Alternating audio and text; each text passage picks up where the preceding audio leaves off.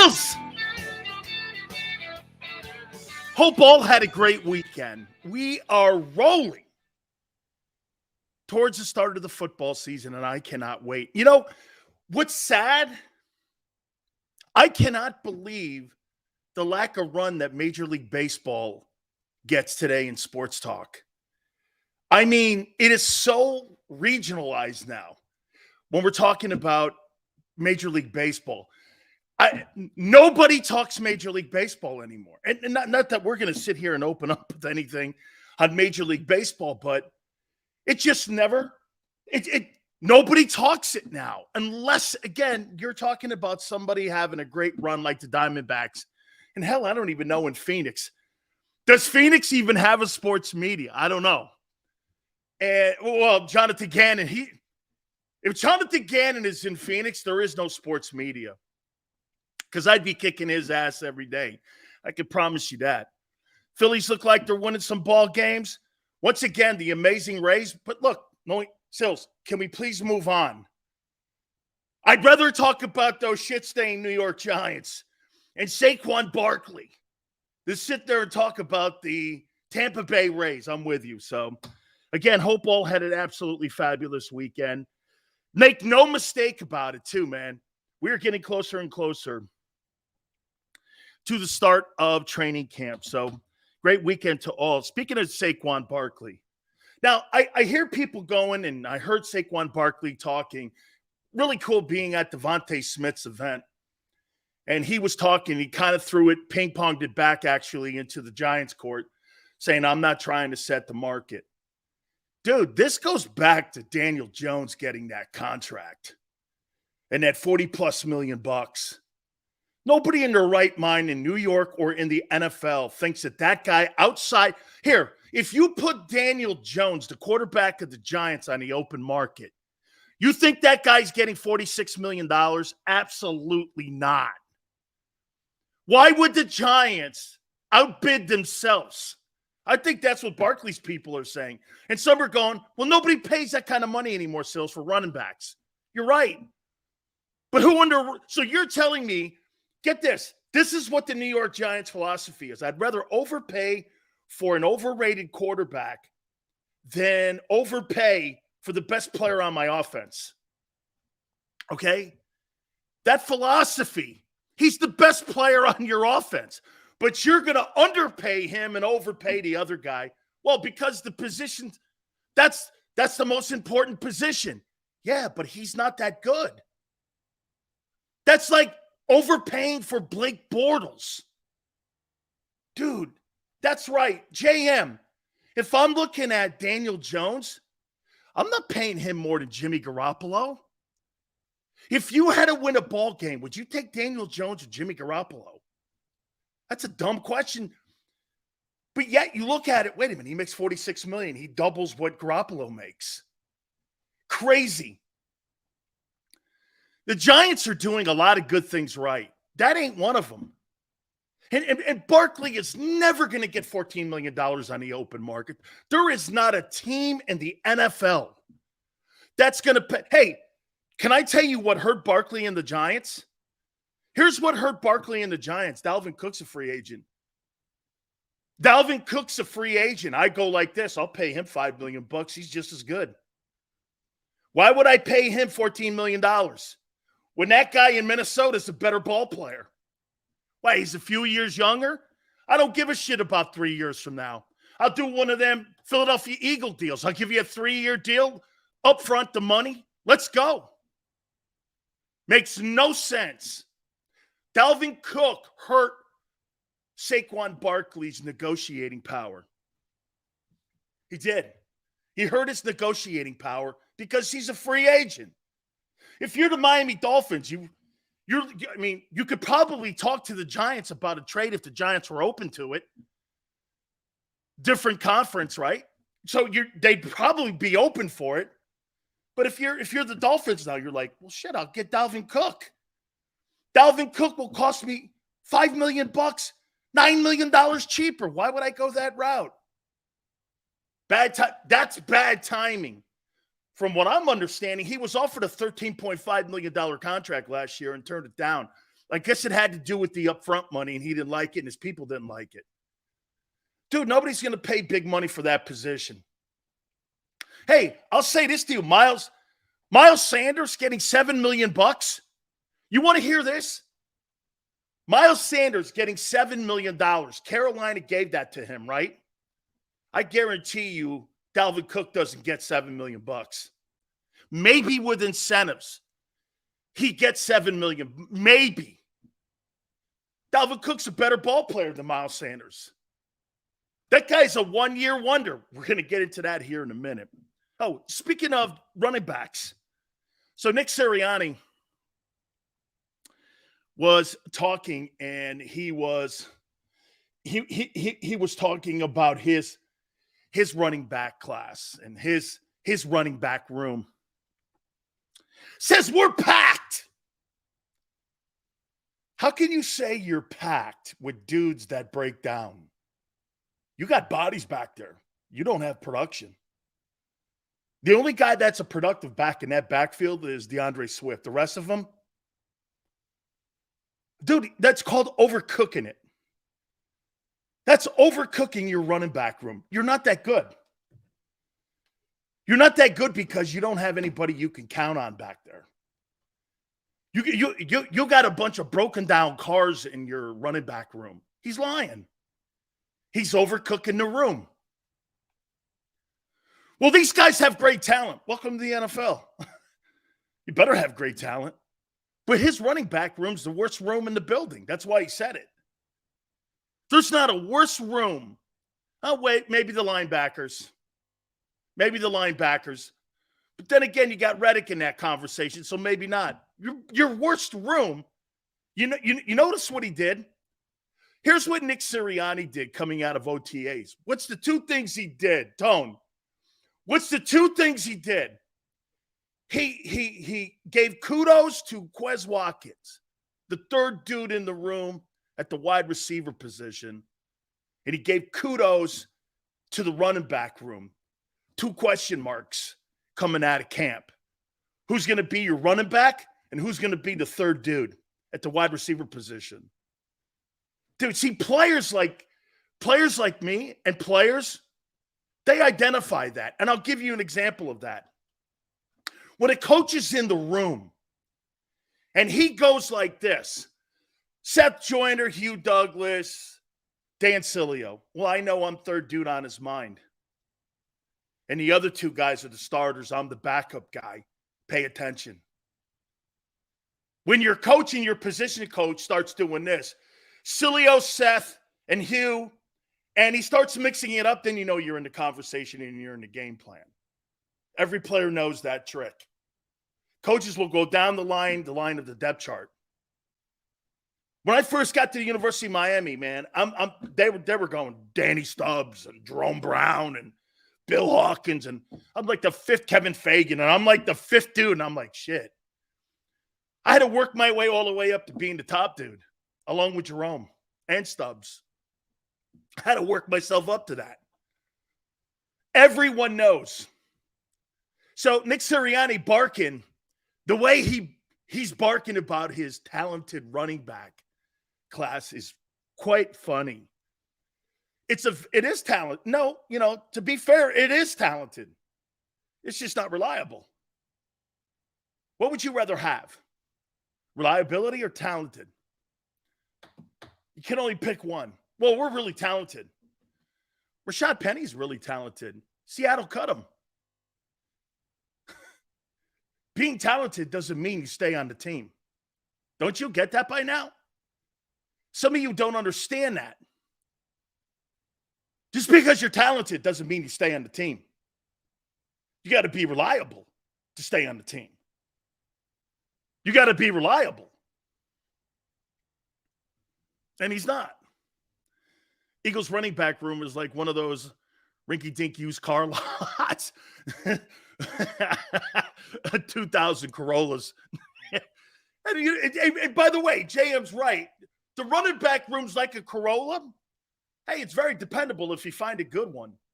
Gets you long ways, got a lot of miles, parts aren't expensive. You don't have to really worry about having to pay $250 for tires. Kind of true.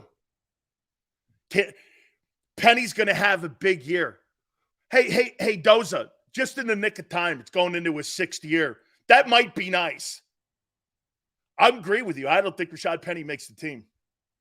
I bet you he gets cut.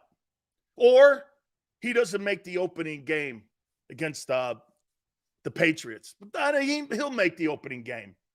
He'll get hurt in the first game because they don't really practice. Okay? Gainwell's reliable. He'll get around 1,000 yards. Man, holy cow. All right. I thought that was interesting listening to Nick. I thought it was interesting listening to Nick talking about especially 2 areas of the football team that has to be addressed. That is the number 3 wide receiver and the running back room. The reason why he says it's packed, he didn't get – hey, Sirianni says the running back room is packed, but he never said who his guy was and who the lead guy is. He goes, oh, we're packed. We got a lot of talent back there. Well, who's your guy? Oh, we don't really have one. We have a room. Then you really don't have a guy. That's like saying this, man, my quarterback room. We got a lot of quarterbacks. Okay, well, who's your starter? Wow, we don't know yet. We got to come. Oh, okay. So then you really don't have a quarterback. San Francisco, how you doing? It's all good. You know, I debated on this topic because what I don't want to do is I don't want Toner James to start out the week here, especially posting shit that's going to put everybody in a bad mood. And I don't want to do that here on a Monday. So I'm not going to be gentle, but I'm going to be more cerebral in how I approach this topic. I'm going to be a guy asking questions here. And I want to be fair on this topic. And you know what? I get the other side of this topic. And I'm going to get to it. Okay? I'm going to get to it. This should be good. Okay, hang on. I'm going to ask you a question about Jalen Hurts.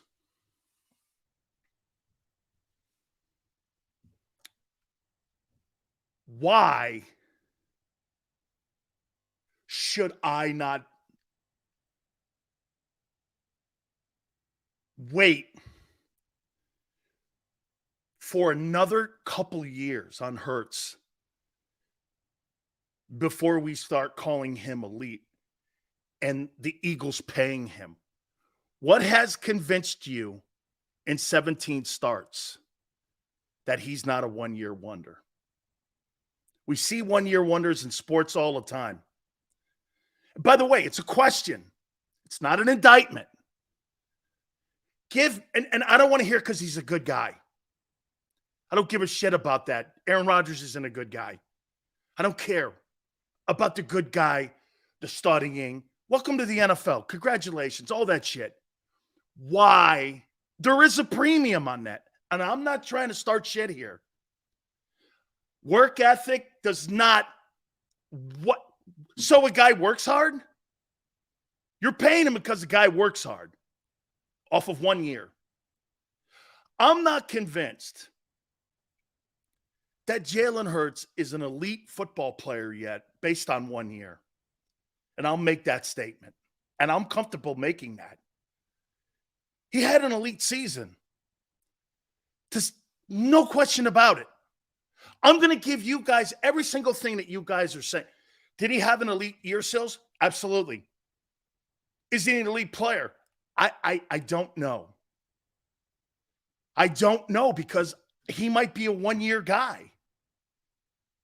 That's all I'm asking. What was the thing that you went, wow, this is just going to continue to get better? What's the one guy? Hey, by the way, Tone, Gary Cobb is good for 4:30. Can you please send him the link? Thank you.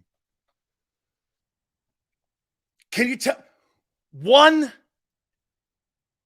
intangible at the position besides I study hard. You do. I know talent when I see it. Trader Chris, you saw it when you saw Wentz too. But he'll lie and say that, no, I didn't, even though he finished second in the MVP too. Right now, he's not a top 3 quarterback. You're out of your mind. 1 year? 1 year, he's a top 3 quarterback. No, it's to what Chris Sims says. He had a top 3 performance. Tone, isn't that right? Jalen Hurts the year before that had a top 15 performance. Last year, he had a top 3 performance. That's what it is. Now, if you're going by, was he better from the first year he started to the second year? Yes. And the games that I saw him that he was elite in, Minnesota, he was elite. The Super Bowl, he was surely elite.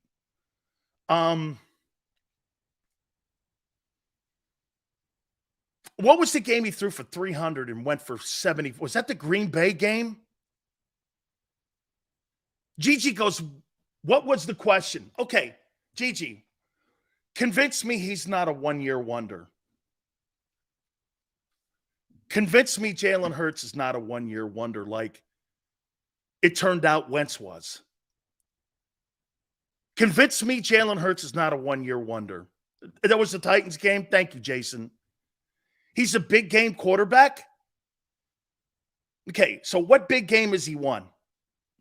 That the team had to rely on him winning. What game did he win? Let's see. The Minnesota game. The Detroit game. What game? What has been Jalen Hurts' biggest win as a starting quarterback as an Eagle? Hey, let's go there. What's Jalen Hurts' biggest game he's had as an Eagle that he's won? What's the biggest game? His mindset sets him apart. Dude, I'm talking about his mindset. How do you know what his mindset is? Tiger had you bullshitted for 20 years. He can win with his arm, his legs, and his decision-making. The Lions game is Jalen Hurts' biggest win as a football player. That Lions performance was impressive. I liked it. By the way, I'm not trying to start a fight here or start shit. I had a conversation over the weekend with someone, and someone goes, Sil, so you're ready to call Jalen Hurts elite? I go, he had an elite year, but I'm not in the room to call him an elite quarterback like some of these other passers in the game. And to me, I don't think he has enough skill set to hang in the room with those other guys in the AFC. Like, I mean, you're just not in those conversations. However, he is, we've had this debate. He's different. I get it. What's the one thing? And because he works hard, is not, I'm asking you. So the Lions game is his biggest win. Okay? Giants playoff win. He was terrible in it. Beating a team 3 times in 1 year is tough. The Giants? That sorry-ass Giants team? Dude, the NFC East was overrated last year. Except for the Eagles. Except for the Eagles. The NFC East was overrated. Cowboys were frauds as usual. The Giants got into playoff games. They got destroyed. They weren't really, dude, you're kidding yourself. The NFC East last year was overrated. Except for the Eagles. Except for Philly. When you say biggest win, are you talking stats? I'm talking his biggest win that he performed, that he's the guy, the reason that they won the game. What's the biggest win he's had? Where that team was on his back and he had to carry him across the finish line. What's the biggest win? What's the biggest win? Then the Colts. The Colts? The Colts didn't make the playoffs. They were in the lottery. the Colts. The Colts. The Lions. Now we're starting to get to the point here. What's the biggest moment that he's won and carried the team and was the main reason? And you don't get kudos for almost winning the Super Bowl. You don't. You're going off my definition. Green Bay, Aaron Rodgers, that was a pretty good performance he had in that game. By the way, I'm looking to get here. I'm looking to get on to your thought process. Convince me. We get it. Eagles played weak teams last year. That's not their fault. I'm not asking you that. You're now adding something that making it seem that I'm saying because they had a bunch of shitbags on the schedule last year, that I don't think Jalen Hurts is good. No, I do. But I think his statistics a year ago were overrated and overhyped because you did play shit teams. You weren't going down the gauntlet of playing the Bills, the Bengals, the Chiefs, the Jags every week. You weren't doing that. You played a bunch of teams that you guys had big sacks on, and you had overrated stats. Here's the one thing, though, that counters that. You got to the Super Bowl, and on top of that, you performed exceptionally well. The quarterback did. Everyone else kind of was okay. That football team, outside of the quarterback, really didn't perform all that hot in the Super Bowl. Your defense didn't, especially in the second half. Your wide receivers kind of. I mean, your running game was nowhere. We'll get to that, what Sanders said even. You got pushed around by a lesser team. So again, convince me he's not a one-year wonder off of a year where you played lesser teams, where your stats were blown up against teams like the Texans. How do you know he's a $255 million guy? Is it because, again, now look, this is a conversation. I'm not killing the kid because at the end of the day, it's not the Eagles' fault that the NFC has 3 teams in it and the rest of them are terrible. It's not their fault. I'm not saying that. They're in a position right now where they're taking full advantage of the environment around them.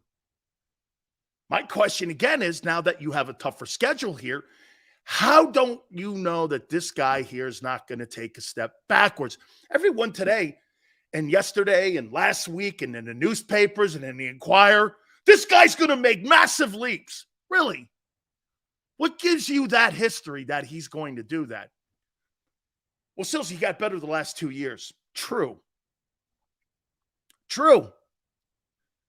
I'm trying to have a conversation here.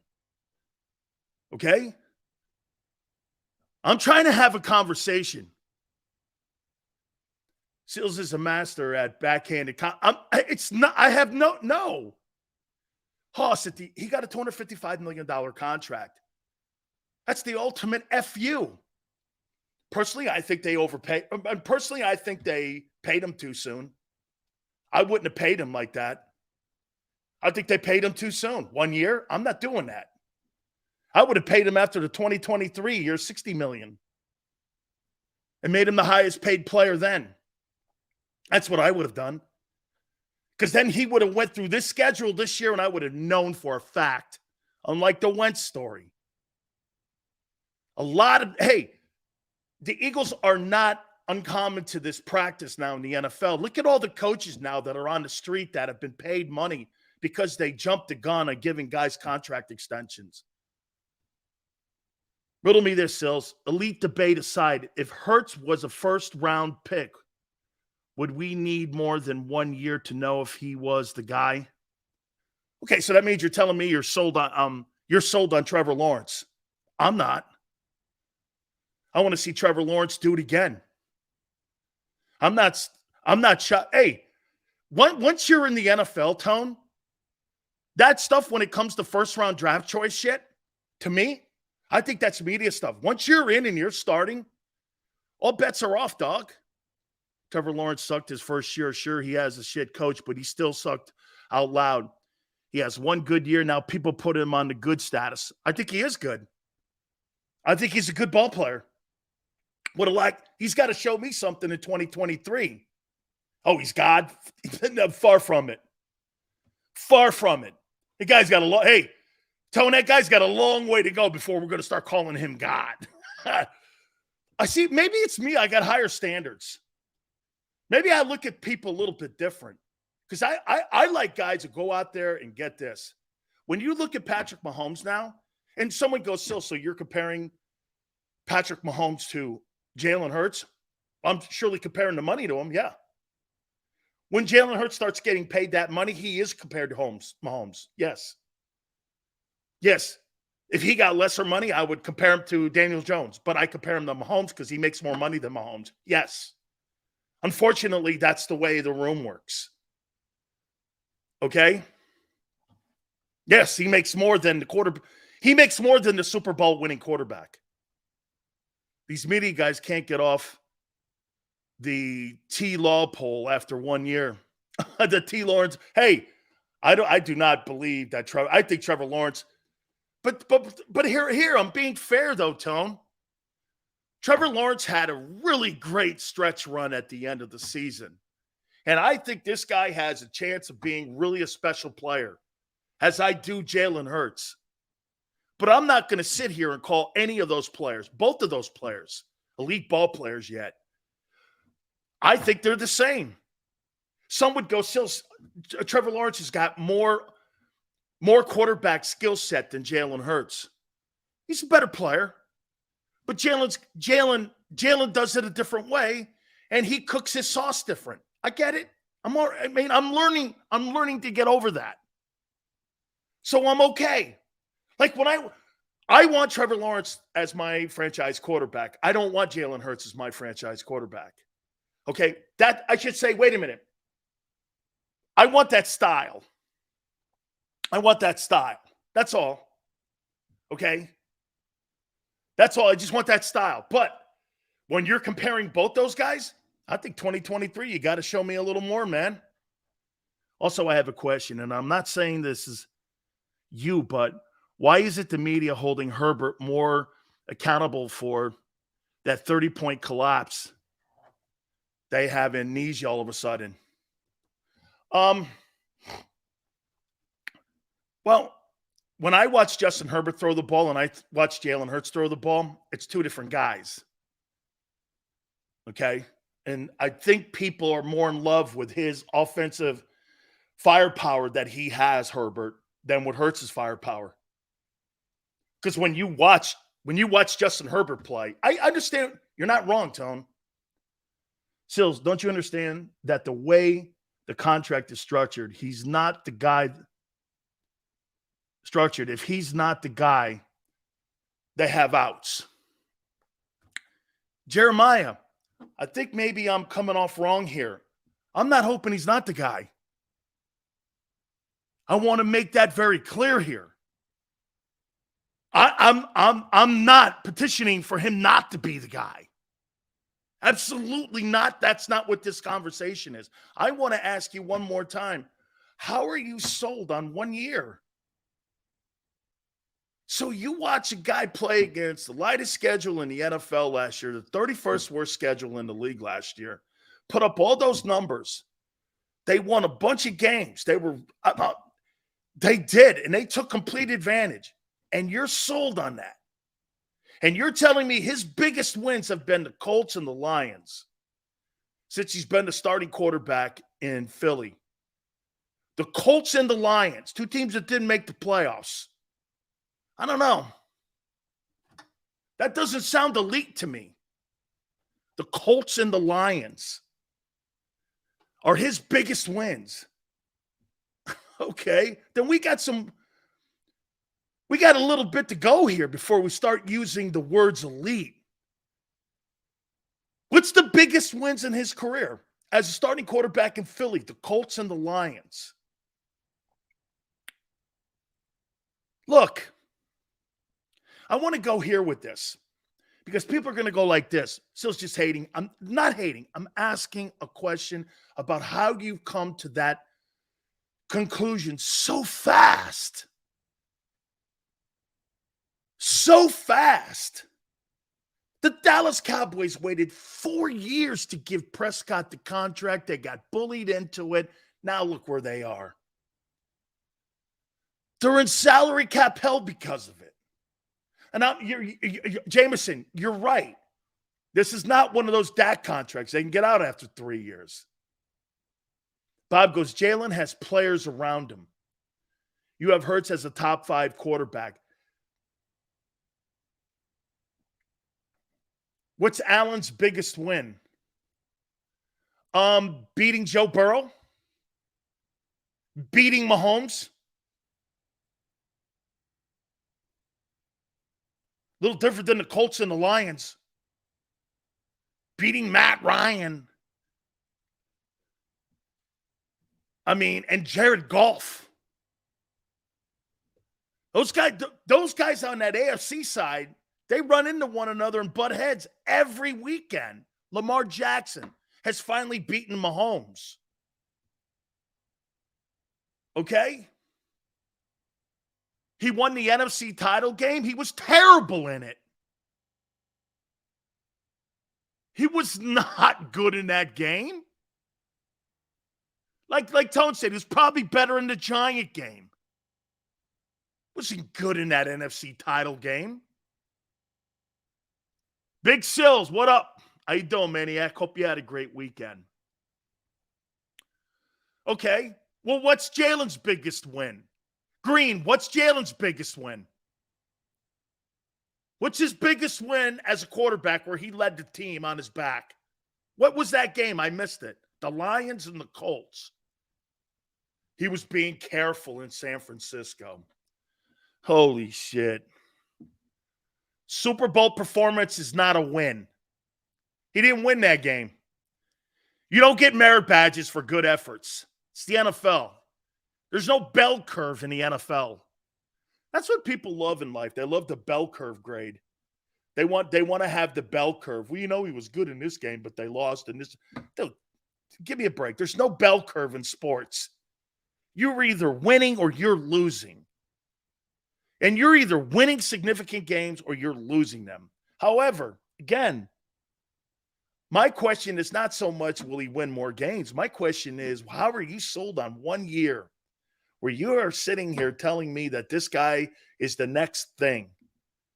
Where when I look at guys like, and to Tone's point, Trevor Lawrence, Herbert, Allen, and those guys, and how come is it everyone outside of Philadelphia, anyone, scouts, coaches, evaluators, everyone, when they look at the talented people, when they're talking talented quarterbacks, Hurts' name is brought up because he had a great year last year. He's not looked at those other guys. Let me ask you this. If everything is equal, you don't have A.J. Brown and you don't have Devontae Smith, and you have Josh Allen, who are you taking in a ball game? I'm taking Josh Allen. He could do more. Just for reference, and as talented as he is, Herbert doesn't have a single quality win in 2022, not one. Lawrence smoked him. Okay, fair point. Fair point. See, you know what we're doing here? Herbert doesn't have – okay, you're right. All these guys getting these contracts have done nothing. Jalen has done probably a little bit less than what Burrow's done because Burrow's gotten to 2 AFC title games in 2 years. But the big deal is he had to play Mahomes, okay? Not Christian McCaffrey at quarterback. A little different, okay? A little different. Gannon cost Jalen his biggest win. Again, I'm not ever the guy to sit here. But Jalen contributed to that. Jalen contributed to the loss by the Eagles in the Super Bowl too. He contributed. Okay? Don't just erase it. I don't hold it completely because I love to have seen him with 2 minutes left in the game as well. Totally would have. I wanted, like Bruce Arians said the other day, love to have seen him, but he contributed. He contributed to that loss. You know why I'm sold? I judge him by his actions. What's that? He may not have insane talent of Mahomes, but he has the insane work. Dude, that work ethic thing, I understand. And people like you and Tone are right. That's not such a given thing today, especially when you see guys like Kyler Murray getting $46 million, and they got to put study hall parameters in his contract so that they can make sure that he's being completely focused on his task as being the quarterback of the Cardinals. I completely you're right. That's something that I guess is not a given anymore. Work ethic? You gave a guy $50 million because he works hard. Okay, well, we're going to find, like I said, 2023 is going to define this guy for the rest of his career because there's no excuses. Last year, they played a pathetic schedule and got away with murder. And again, not on their, nothing to do with them. They prepared correctly. They were healthy. They did everything right. Everything. Free agents hit, everything. The Stars, the only thing they didn't win was cross the finish line last year. That's the only thing they didn't do. That's what makes probably last year even more heartbreaking. They crossed their T's, dotted their I's. They did everything right. Free agency was right. They didn't need much in the draft. Their quarterback improved. A.J. Brown had a career year. Devontae Smith, he's trickling up into being a really good ball player. Goddard got hurt. That was a down. Really, if you think about it, the only thing that was really a downside last year to the Eagles season was Goddard got hurt. Because if Goddard doesn't get hurt, the whole thing is a perfect season all the way to the Super Bowl. And then when you had to play an elite coach and elite quarterback, you couldn't close the deal. You want to blame Gannon? Okay. It's funny, isn't it? That both these coaches now, some of the kids that were on that team a year ago are barking about the coaching actually from a year ago. Now you got Miles Sanders not wanting to throw too much shade on Shane Steichen. Supposedly Shane Steichen is so-called superstar play caller. According to Miles Sanders, and if you want to go knee deep into it, Sanders, the way I read it was, and the way I interpreted it, he thought he was underutilized in the Super Bowl. Maybe that wasn't a hidden thing. Maybe that was more of a situational play calling scenario. And if Shane Steichen took the running game out, why would you take the running game out when you have a 17-point lead? Did you ever ask yourself that? Why'd you get away from running the ball? You were the number 2 running attack in the NFL. Why would you get away from that? Because you wanted Hurts to be a star or something? What was the point of this so-called great play caller, Shane Steichen, getting away from the running game that you're second in the league in? So it was your coordinators that cost the Eagles a Super Bowl? Possibly. According to Miles Sanders, he was underutilized. He wanted the ball. They didn't want to give it to him. Why would you get away from that? And you know what? He kind of threw it out there. He wasn't being a total tool about it. When you fumble on the first play, you get the ball. I'm not giving you the ball either. And Sanders conveniently left out that he was in the blue tent. So if Jalen Hurts throws an interception on the first play of the game, you're not going to throw the ball again. Or if your top running back with 1,300 yards, if Miles Sanders had been a turnover machine all year long, I would agree with that comment, but he wasn't. He wasn't. He wasn't a turnover machine that whole year. He was a Pro Bowler. Okay? He was a Pro Bowler. I'm not getting when I have so if a guy fumbles and he has 1,300 yards and 11 touchdowns, you're not giving him the ball the rest of the Super Bowl. Well, that thought process probably played into why you lost your lead also. So you run the ball better than any team outside of Chicago in the NFL a year ago, and you got away from that because you didn't want to give the ball back to a guy who had a fumble in the game and fumbled twice all year. Is that right? Huh. Not very well thought out. Maybe he was talking to Jim Irsay. about his impending job. Seems to me, maybe I'm running that ball. With a 17-point lead, you're not running the ball, you're throwing it. Okay. Every time he touched the ball, he went backwards. Okay. Wow.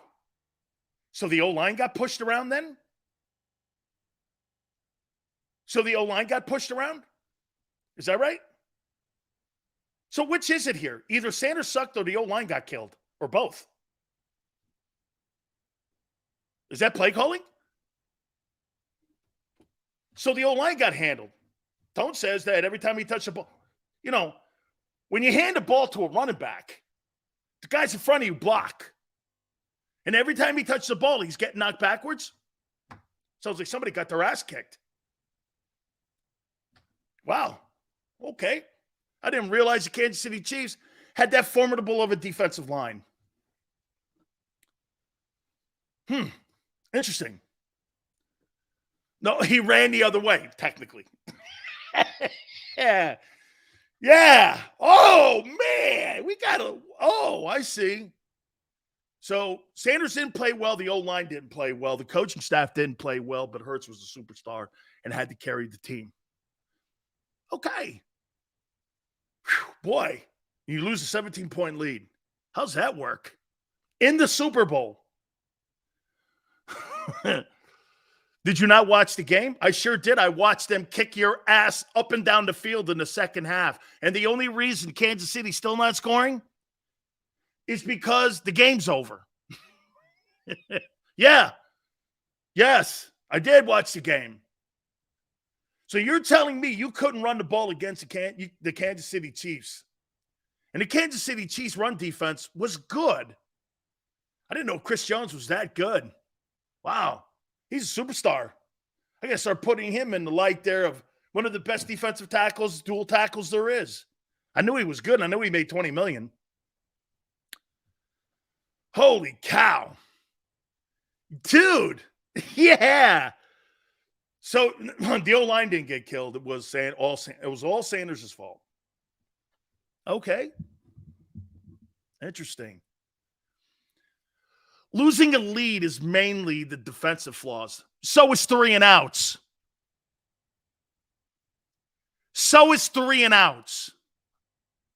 There were a couple times in the second half, the Eagles looked like a ballet routine.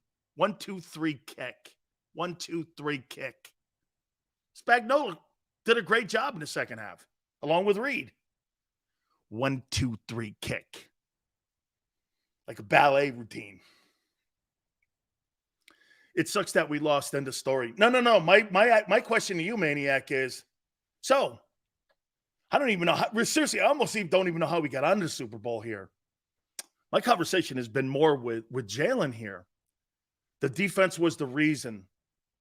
They were confused. They did. Crossing routes, stupid Gannon stuff. I agreed. Hey, how about this, Gigi? I would make this point to you. That was probably the best performance. Tone, I would also say this. That was probably the best performance that the Chiefs had all year long defensively, especially against an elite team like that. I've been watching Sanders since he's been on the Eagles, and I'm telling you, Sills, the moment got to him for him, and he reverted back to his old ways. Well, okay, so wait a minute. So, hey, Tone, let's apply this to Miles Sanders. Do you think Miles Sanders he's a one-year wonder? Do you think Miles Sanders is a one-year wonder? Yes. Not Hurts, though.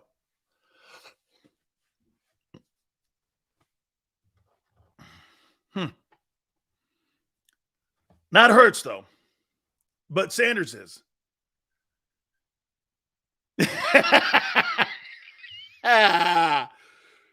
Just having a conversation here. Yes, he is. Sills, Jalen makes the players around him better. AJ, most career, Smitty, Goddard. I agree. Hey, by the way, Just so you know, Tony, I agree with that. But man, it's just to me, they really rushed to get all this done in such a fashion that you have so limited work and film on him. Coordinators are going to be doing every single thing. You know what hey, I think Sanders can get 1,000 yards rushing easily every year. Can I tell you what teams are going to do to Jalen Hurts this year? They're going to hit him. They're going to be physical with him. And they're going to wear him. They're going to try to wear him out. Because when you take off in that RPO, you're now in the running game. You can hammer him. Put as many hats as you can on him. Even when he's running down the line of scrimmage, hit him. That's how you take care of those RPO guys. Just keep hitting them. See, the pocket protects those quarterbacks. Once you're outside the pocket, you don't have the protection any longer. What, you think if you're in the open field and you don't slide and you're in the RPO, that's how he got hurt in Chicago. That's what they're going to do. Once he leaves the confines of that pocket, I would be like Belichick is going to be telling his guys, hit him every single chance he's outside the pocket. I don't care. Hit him. 2 guys, 3 guys, every single play. Get on, make a pile. That's what your coach tells you. Make a pile. And that's what I believe they'll do. That New England game is going to be a really big-time litmus test on how the team is going. Hey, I know you think you're better, and I do think you're better. You are better. Okay? You are better. Here's my final point on Sanders. To put it into perspective, Sanders technically has had 3 out of 4 seasons with over 1,000 total yards from scrimmage. That's not bad. That's not bad. Okay? That's not bad, especially behind that O-line. But I would expect, to tell me that the Eagles are not going to have a 1,000-yard rusher this year, I would find that kind of crazy. Seals, what do you think about the report? Can you post that again, please?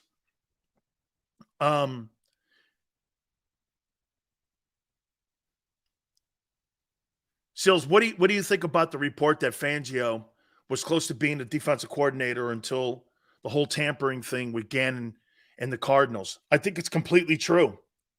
And John McMullen would tell you that goes on all the time. He's right, it does. But Super Bowl week, I'm not thinking that goes on all the time. You're right. I think it goes on during the playoffs. I think it goes on when teams got buys. I think there's like windows that maybe they expand them. But Super Bowl week? How about this? Let me ask you guys a question on that.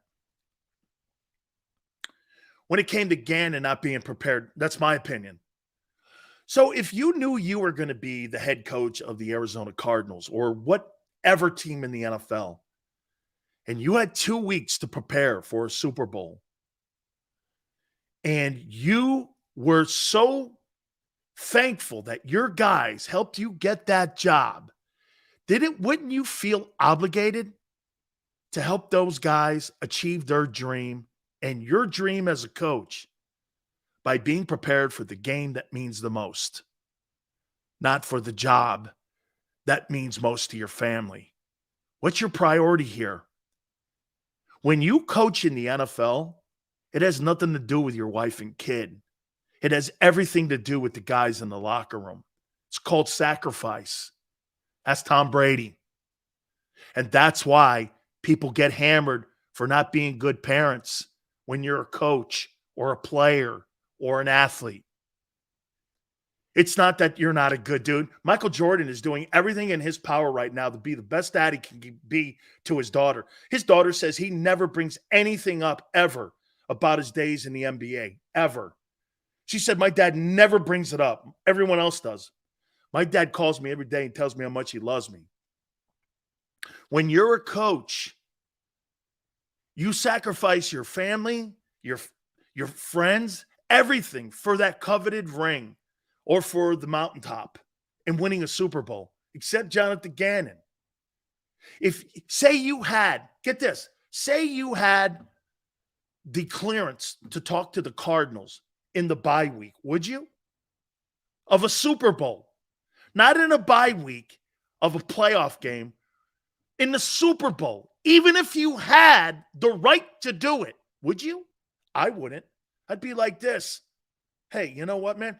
That's why when John goes like this, everyone does it. Seriously, whether you had 3 weeks, 2 weeks, 1 minute, 2 days to prepare for the Super Bowl, would you? Would you talk to the Arizona Cardinals, knowing full well that you had gone for 6 months together as a unit, as a team? Maybe you weren't together, like some suggested. When you feel obligated to be the best prepared coordinator you could possibly be?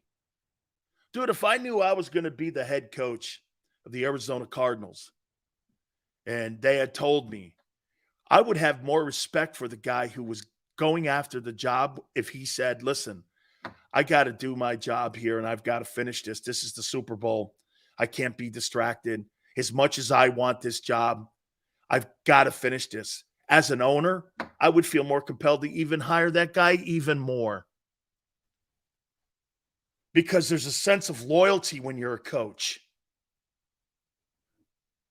I wouldn't be entertaining anything except that 60 minutes of football. I sure as hell would not be entertaining any job offers. You know why? Because if I win, I get the job regardless. And by the way, if you're Jonathan Gannon, congratulations. You got a job that you're going to be fired in 18 months anyway. So you must have chased a bag of money. Okay. Because that's what he did.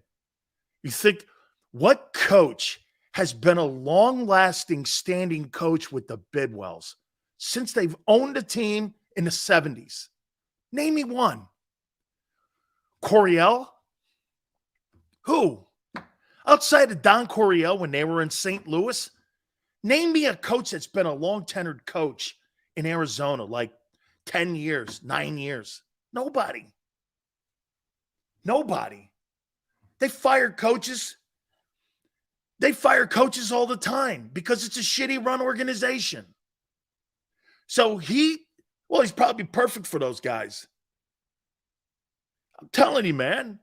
Absolutely. What do you mean? What do I think? I think the guy should not have been worrying about the Cardinal job. I think he should have been worrying about, and then to do this, well, we're going to do something different in the Super Bowl. We're going to pass receivers off.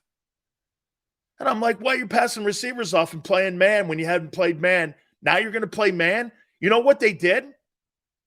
They exposed their corners. Every football team this year is going to do exactly what Andy Reid did in the Super Bowl to your corners. Your corners are asked all year long to play. See, personally, I think Andy Reid exposed your defense, especially your secondary. Your guys were asked all year long to play center field. And when they were asked to play man in the Super Bowl, they couldn't. Okay? You got two guys out there making $15 million a year playing center field. Keep everything underneath. Let the other team make mistakes. That worked last year with those other shitbag quarterbacks. Not this year. It won't work this year. Got better coaches and better quarterbacks. That's not going to work. I guarantee you it's not going to work. You could do that against Davis Mills, Kenny Pickett. You could do that against those guys. Cooper Rush. You're not doing that shit against Patrick Mahomes and Allen and them guys. Too smart of coaches. And you know, and I love people that go like this. Well, Josh Allen he's a turnover machine. He still won freaking 14 ball games. He won just as many regular season games as Hurts did a year ago. And get this, I thought he could have played better. But he's in the AFC. Hey, here's this. That guy won 14 ball games, and every person in here, including Tone, thinks that guy cost himself some games last year. That just tells you the roof that guy and the ceiling that guy can have.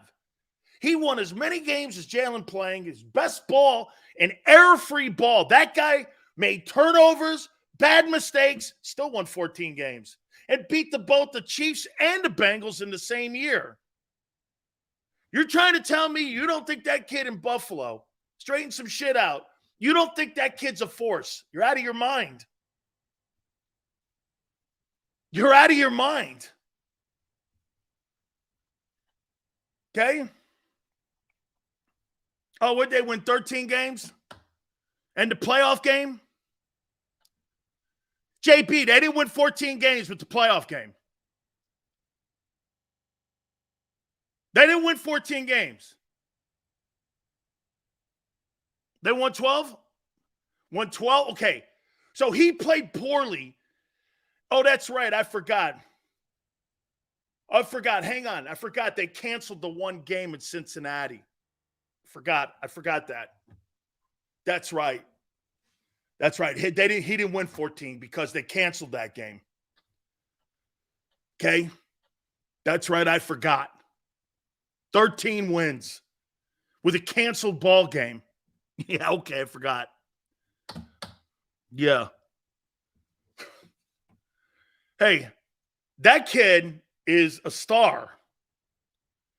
And when you watch him play, he needs to be smarter. That's coachable. Everything that kid does in Buffalo is coachable. Jalen has to work on his physical attributes to be good. Has to continue to be more accurate. Has to continue to be a good decision maker in the run game. That guy doesn't have to do any of that shit. Do you know that he's the kind of guy that could throw 4 picks and throw you out of trouble and win a ball game? Those are the kind of quarterbacks that you have to have in today's NFL. Guys that can throw you out of trouble. Because of the way the league is set up today. Throw you out of trouble. He will be better than Jim Kelly. Yeah, I think Josh Allen will be better than Jim Kelly too. He's got more physical tools than what Kelly had. Now, got to remember something though. Kelly had James Lofton and Andre Reed, and he had Thurman Thomas. That's some pretty good, if you think about it, it was almost something like what Jalen has in Philadelphia. I mean, you have Lofton and Reed, and you have Thurman Thomas. Thurman Thomas was a heck of a running back. He was another one of those kind of like Marshall Faulk running backs that could catch 60 passes out of the backfield and get you 1,400 yards running the ball. He was a heck of a football player. So there was more talent. Plus, they had Kent Hall at center. They had Ballard at the left tackle position. I think Jim had more skilled people around him in the offense than what. And Stephon Diggs is a good ball player, but I don't think Josh Allen has. I mean, like outside of Stephon Diggs, I mean, he has not near the talent Hurts has in Philly. Has not near the talent. It's not even remotely close. And he plays in a tougher conference. And does he play in a tougher division?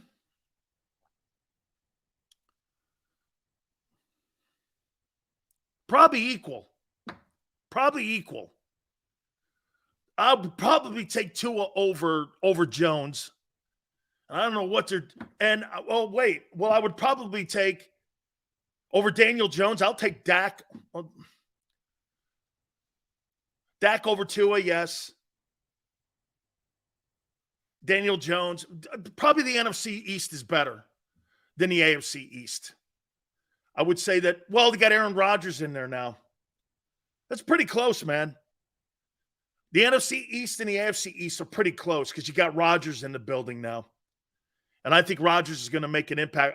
I'll tell you what, I wouldn't be shocked if Aaron Rodgers puts up an MVP-type season this year in New York. The way he's talking, showing up to all the meetings, going to all the OTAs. This guy's at the Tonys last night. I mean, shit. This guy's doing everything. McKellar was a good ball player. He was. Way to go, Jesus. Seals, you have reconsidered quarterbacks can now throw you out of trouble. In today's game, not just throw you out of trouble. Brett Favre and Allen, gunslingers. Yeah, but Allen's a better athlete and bigger, 6'6", 6'5". And he runs the ball more. Jim Kelly played good and won Super Bowl. The Giant one. That's right, Barbara. Who's better, Miami or the New York Giants? Miami.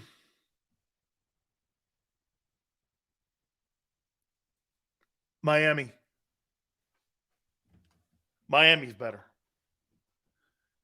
Miami's better with Tua than the Giants. Giants have a good defensive tackle. I love the kid Kayvon Thibodeau. I don't think they have any real outside of Waller. See if he's healthy. Their left offensive tackle's good. Miami's got a lot of talent. Miami's got a lot of talent on that football team. Mara goes like this: I can't wait for the season. Tired of hearing everyone's opinion. That's why we debate right now, my friend. That's all it is. Because then we get to go back when the season starts and people get to put crow in Big Sil's mouth, or I get to put it in your mouth. Sil's Giants have no pass catchers. Well, the kid Waller coming over from the Raiders, but again, he's got to show us that he could stay out of the tub. Yeah, so he does. We got a ton of shit here today. Free agents that are still on the market. Team better be careful. Aaron already teaching the kids how to smoke. The hookah? Thank you. Oh, I wrote down June 12th, Big Sil's top 10 NFL teams. And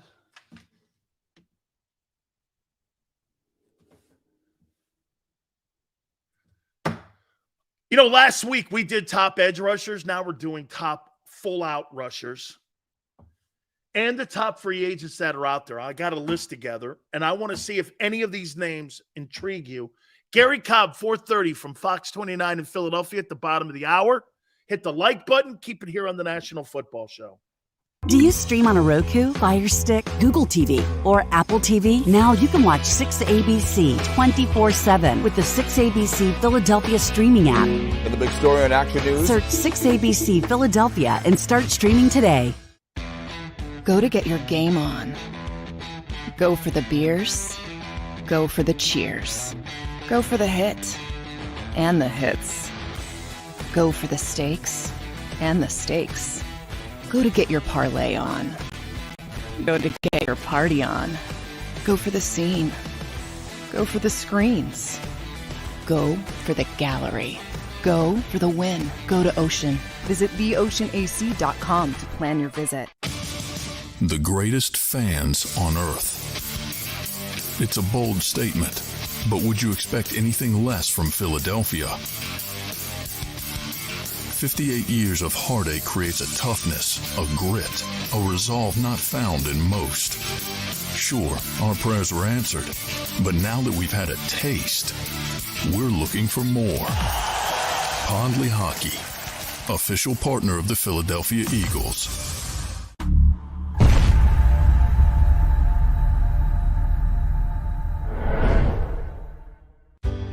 Go passionately. Go fearlessly. Go confidently. Go Birds! Go confidently towards your goals with First Trust, Philly's hometown bank for nearly 90 years, and the official bank of the Philadelphia Eagles. We're focused on getting you over the goal line. So go with conviction. Go with trust. Go Birds! And go forward with us by your side. First Trust Bank, the official bank of Philadelphia Dreams. Oh, and go Birds. All right, did you know I was the mommy slam dunk champion? Really? Yes, really don't sound so surprised. Let's see it. Oh, you're ready. All right, here we go. Let's hear the crowd. So go to right, go to left, fake a mom. Mama, go up, mama! She did it. Again? You can't avoid gravity, but United Healthcare can help you avoid financial surprises by helping you compare costs and doctor quality ratings. United Healthcare. Uh-huh.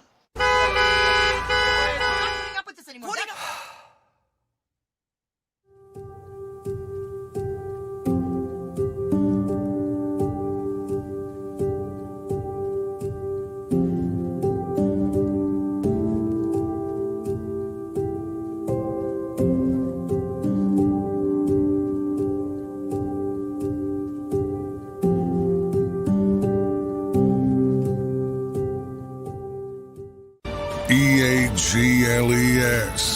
Eagles.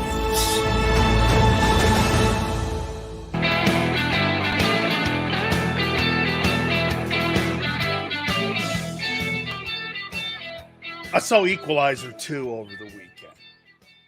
Yeah, man, those movies are my favorite. Denzel Washington's my favorite actor. My favorite actor. He is my favorite actor. I love that. That guy is so great of an actor. I mean, to me, he's like he's kind of like Robert De Niro in a way. Every single role he plays, it seems he is that guy. Like when he was the dude in Training Day, he was Lonzo Harris. That's guy. Hey, King Kong ain't got shit on me. That's one of my favorite lines in the history of motion pictures. Because I use that line. Big Sills tells you, King Kong ain't got shit on me, man. Man, I love that, man.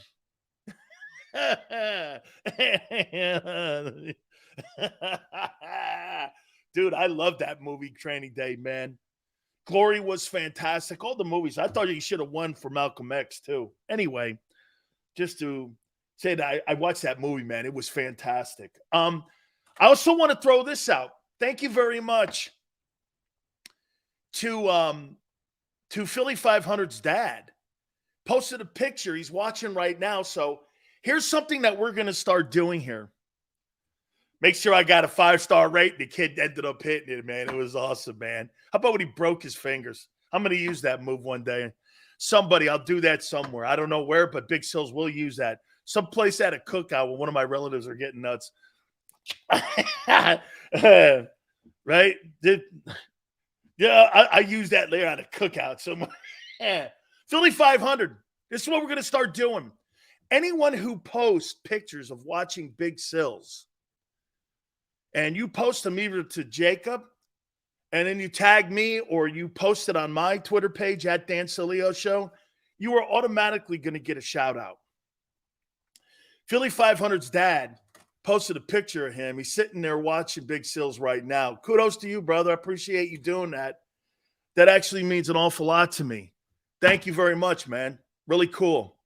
Gary Cobb will join us at the bottom of the hour here. Please hit the like button here. Hey, I want to, before we move on to some of these free agents that might interest you, if you're the Eagles, I got to say this about Brittany Griner.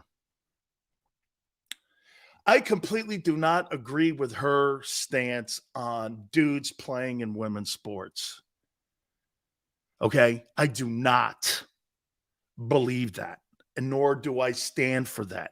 I'm a big Title IX person because my daughter plays college sports. However, you have to be some gigantic dick to get in someone's face at an airport because you don't like their sports takes.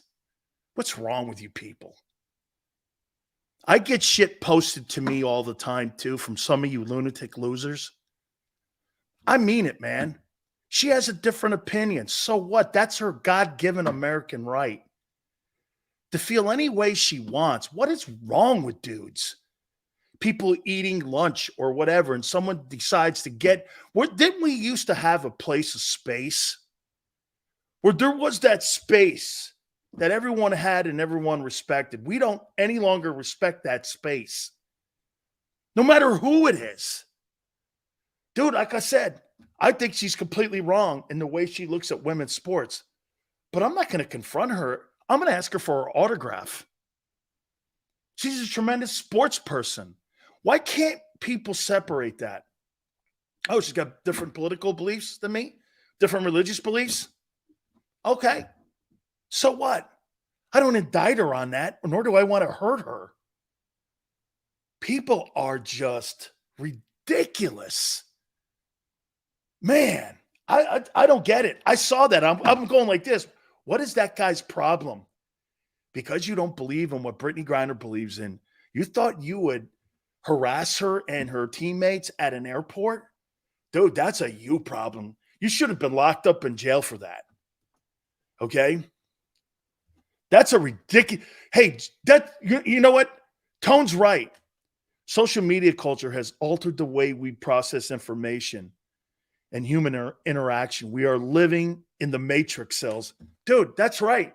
You know, because it used to be that those dudes that you saw at the airport with Brittany Griner were in their basements by themselves, screaming at themselves. Ah! But now they have a connection to the world. It makes it easier for those lunatics now to have a vehicle. These are all those people who are locked in their basement with porn and with everything, and now they're like let out. It's a sickness. Dude, I mean, whether you like Trump or Biden or Brittany Griner or whatever, so what? Attacking people now? I'll tell you what, man, I rooted for her to come home. I wasn't one of those people that were going like this. Oh, now she doesn't want to take a knee. Now she doesn't think anything about the. Hey, fuck that. Bring her home, man. That was LeBron James. She'd be home. He'd be home. This doesn't make sense, man. Dude, we used to be a country where you respected me and I respected you no matter what your beliefs were. Hey, you know what's crazy? The only places that we got a chance to bitch at each other and kind of get in your grills was talking about sports. Now this is the only vehicle you have where we can all come together. That's why I revere sports and love sports. Okay? She's an American, man. I root for all Americans. Root for their politics. Every 4 years in November, first week in November, I get to decide that. Not in an airport, throwing hands or bitching at her. Hey, man, that guy's lucky she didn't kick his ass because I think Brittany Griner probably could have whipped that guy's ass. I wouldn't want her on me. She looks like she can take care of business. I'm just saying, old man Dan getting in her face. She might kick the shit out of old man Dan now. I don't know. All right. So here's the latest on Ezekiel Elliott here. I don't know, man. She might thunder dunk on Big Sills, man. She might drop one of them big old tomahawk dunks on me. What'd you say, little man? No, I didn't say nothing. Yeah. There's Big Sills laid out in the Phoenix airport, all beat up. Who beat him up? Brittany Griner while he was talking shit to her. That'd have been the ultimate. That guy got his ass kicked. And hey, and all what are they? The Phoenix Mercury? They all put the boot to him. Boom, boom. Oh, they would probably be castrated for that. The girls would be like vilified if they did something like that. I'd love them to put the boot on that guy. He deserved it. Zeke Elliott. Guess where he's got an interview? The Kansas City Chiefs. I think that'd be a good fit for Zeke. Kansas City. Rejuvenate his career. And you know what it'll do? Why would going to Kansas City be a great move for Zeke? Why? Why do you think going to Kansas City would be a great move for him? Here's why. Look what it did for Juju Smith-Schuster. And Andy Reid could start to help him in that transition on developing a role for him. He's not a feature guy anymore. He has to know that. He's made all his money. That's right. Tone goes extend his career. But Tone, you know how you extend his career? You define a role for him. Like LeGarrette Blount had a role defined for him. You go to a guy like Andy Reid to help you reinvent yourself. You don't go to Brandon Staley unless they give you a bag of money, and nobody's giving Zeke Elliott a bag of money. So what do? You go to Kansas City and you turn yourself into a red zone LeGarrette Blount. Do you know in the last decade, the second leading rusher to Derrick Henry is Zeke Elliott? And if you look at the numbers, there's no question. They're pretty compatible, man. I think Henry's got him by 100. I still think that Derrick Henry still got a shitload in the tank because he did come off a 1,500-yard year. But if you're Zeke Elliott, don't go anyplace stupid. Right now, you're in a crossing roads of your career. You're either going to turn into Todd Gurley or you're going to turn into LeGarrette Blount. You could put 3 more years on your career. Maybe, just maybe. If you get to 12,000 rushing yards or 11,000 rushing yards, I think he's at 9 something now. He gets to 11,000, you could debate maybe he gets a conversation about the Hall of Fame. I don't know. There's lesser guys in the Hall of Fame that have lesser yards rushing. Just saying. I don't think he is either.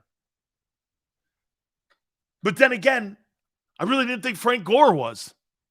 Frank Gore's the 3rd all-time leading rusher. You think Zeke Elliott's a better back than Frank Gore? Yeah. Frank's going to the Hall of Fame. He's not going to the Hall of Fame because he's better than Zeke. He's going to the Hall of Fame because he lasted longer than Zeke. You see the point here?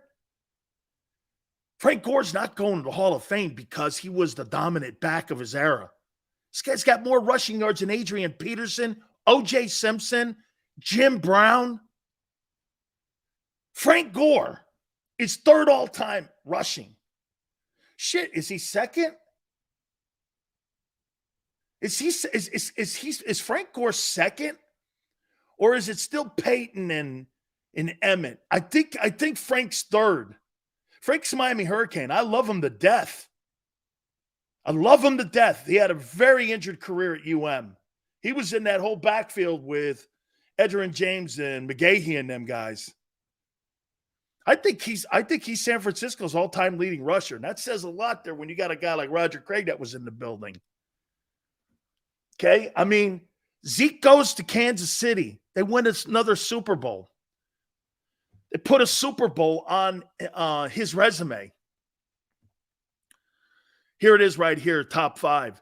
Emmitt Smith, Walter Payton, Frank Gore, Sanders, Barry, Peterson, Curtis Martin, and then LaDainian Tomlinson.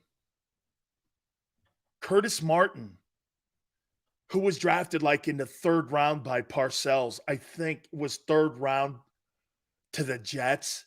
He got hurt his senior year at Pitt. Bettis is 8, Dickerson's 9, Dorsett's 10. Get this. So Ezekiel Elliott could get inside the top 10, and if he wins a Super Bowl, you're talking some Hall of Fame conversation.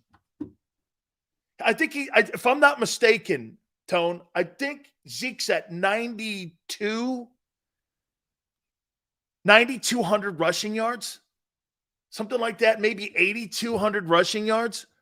Shit, you put 1,800 on that, he's over 10,000 rushing yards. Andy Reid can make that happen. Him and Pacheco in the backfield, that would help Kansas City out because if you gave him a limited role, there's a role for Zeke Elliott still in this league. It's just not doing. Todd Gurley didn't want to do what LeGarrette Blount did and what some of these backs have done.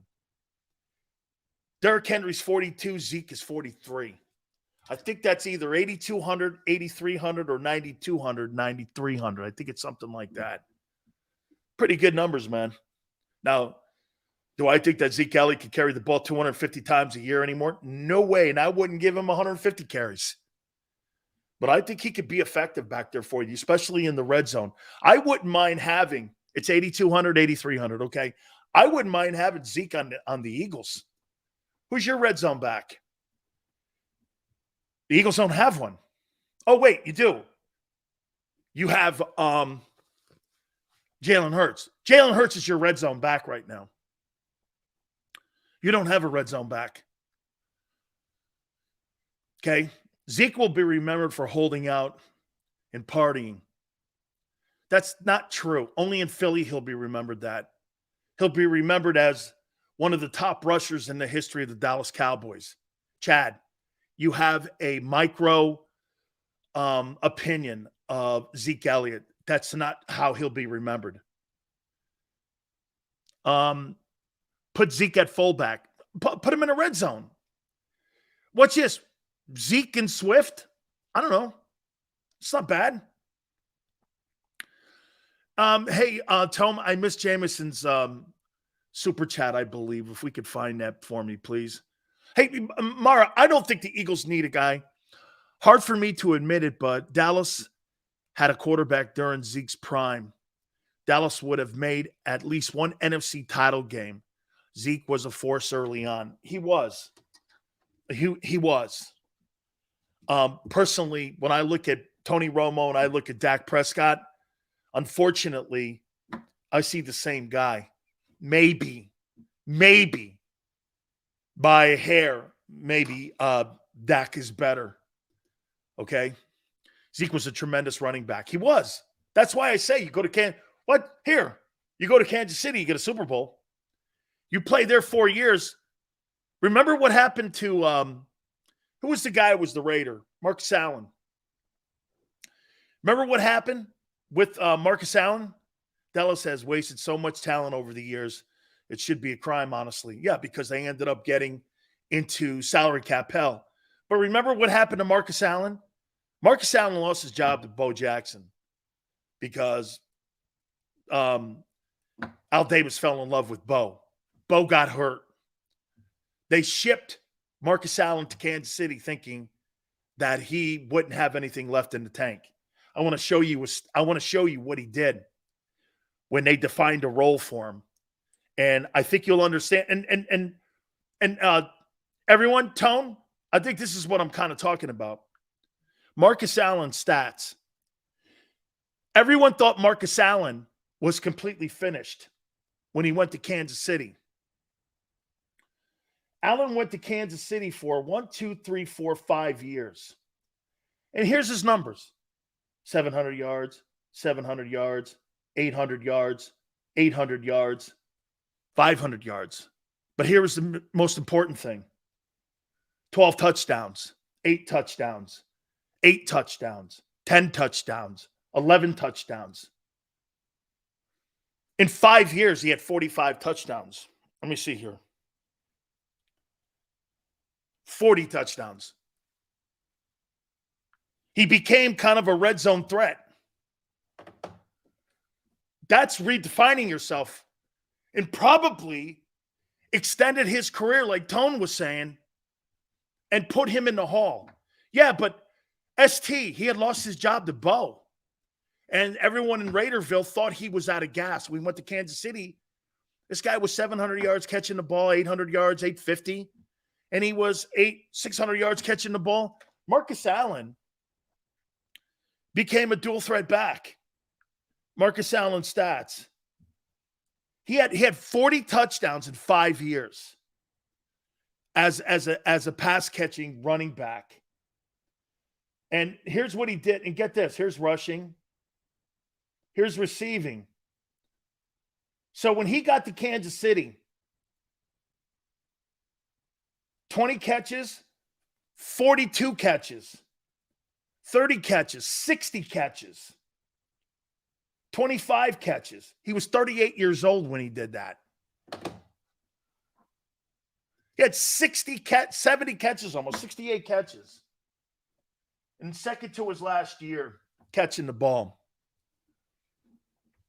In 4 of the 5 years he was with the Chiefs, Marcus Allen put up 1,000 yards from scrimmage, very productive. 51 total yards over 5 years in Kansas City. And he was 37. That's what I'm talking about. You go to a place like Kansas City, and you got a guy like Andy Reid. What you have is a guy who can redefine your career. You want to go to a place like that. You want to go to a place where a guy he needs to go to a place where a guy has a quarterback. And then you have a play calling coach like that. Terrell David, no, they didn't overlap. Yeah, okay. Yeah, Marcus Allen was a tremendous football player. He was. Okay, let me throw some of these free agents before we get Gary Cobb in here. Any of these guys interest you? Here's some of the guys that are out there in the open market. Obviously, DeAndre Hopkins, He's in Tennessee today. I think tomorrow he's in New England. So he's making the rounds. He's creating a market right now. He should take his time. Dalvin Cook, obviously. But Dalvin Cook is going to he is going to help a football team big time. I have a feeling it's going to be Dallas. Adrian Amos, safety. I might bring him in for a workout. How about Marcus Peters for depth? Marcus Peters, Ravens? Would you want him back there? If Bradbury or Slay gets hurt, who's your corner? What's your depth at cornerback? See, the issue with the Eagles right now is depth. It's depth. That's the difference. It's depth and experience. Marcus Peters, experienced, veteran. You're not asking him to start. Might be able to play the slot for you. Could help the younger guys back there. I don't know. I like him. Peters wants to play. Remember something, though, Shooter? The Eagles have an advantage, though. I know you want to play. You also want to make money, and you also want to have a market for you. What better place than the place that creates millionaires than Philly? Yeah, you can go to Tennessee Titansville, or you can go to some shitbag place like the Bucks. Do you want to win? Do you want to create your market value again? Look what Gardner Johnson did for himself. He's making $800,000. Now he's making $8 million. Do you want to be that guy? You can be again. Come here. Here's a 1-year deal. They got $13 million. Here's $6 million for Marcus Peters. Play him in the slot. And he's also your depth at corner. How is that a bad idea again? $5 million probably. Maybe less. You're telling me you wouldn't put Marcus Peters on your football team for your depth and potentially for your slot guy. You wouldn't do that. And Peters is 30 years old. $5 million. Put him in the slot, and he's your backup in case Bradbury or Slay's 32. He's younger than Slay. You wouldn't do that? How are you not? You must think you have tremendous depth at the corner position. You don't. Anthony goes, I don't want him. I like the stiffs that we have behind the guys now. Congratulations to you. That's why you get beat. Because you're not thinking. Jadeveon Clowney, I'm out on him. I've been out on him for 3 years. You know what, actually? I thought he would have made a decent fit in Philly 3 years ago. But after the whole thing with him and watching him, how he negotiates his contract and what he thinks of himself, I'm glad that Howie Roseman didn't pull the trigger on him because he's been an overhyped, overrated player since he's been drafted. Like, Jadeveon Clowney never lived up to the number one billing. He was an underachiever. And Hassan Reddick was an overachiever. I don't even know where Reddick was drafted. But the numbers that he's put up the last 3 years, completely overachieving. Completely an overachieving player. Jadeveon Clowney has completely underachieved as a player.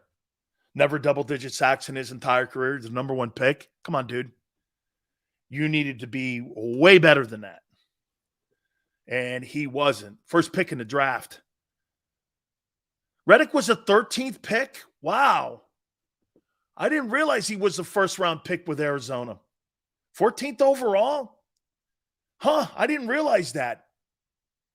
Hey, yeah, I like Yannick too. Yannick been kind of banged up a little bit, though, right? Minnesota and Jacksonville been kind of banged up. 3 years ago, he was really productive. I like him. I didn't realize Reddick was drafted that high. He was Temple, right? Damn, I didn't realize it. That's a pretty big 14th overall. That's a huge pick. Has he lived up to it? Yeah. Double-digit sacks, yes. Yeah, Temple made, baby. Yeah, that Rutgers Temple game, man. I'll be looking forward to it this year. Oh, man. Hey, it's all good, Tone. Hey, Tone, that Rutgers Temple game, man. What do you guys think of that thing? You see, hey, Tone's talking to me about Temple. That Temple Rutgers game, baby.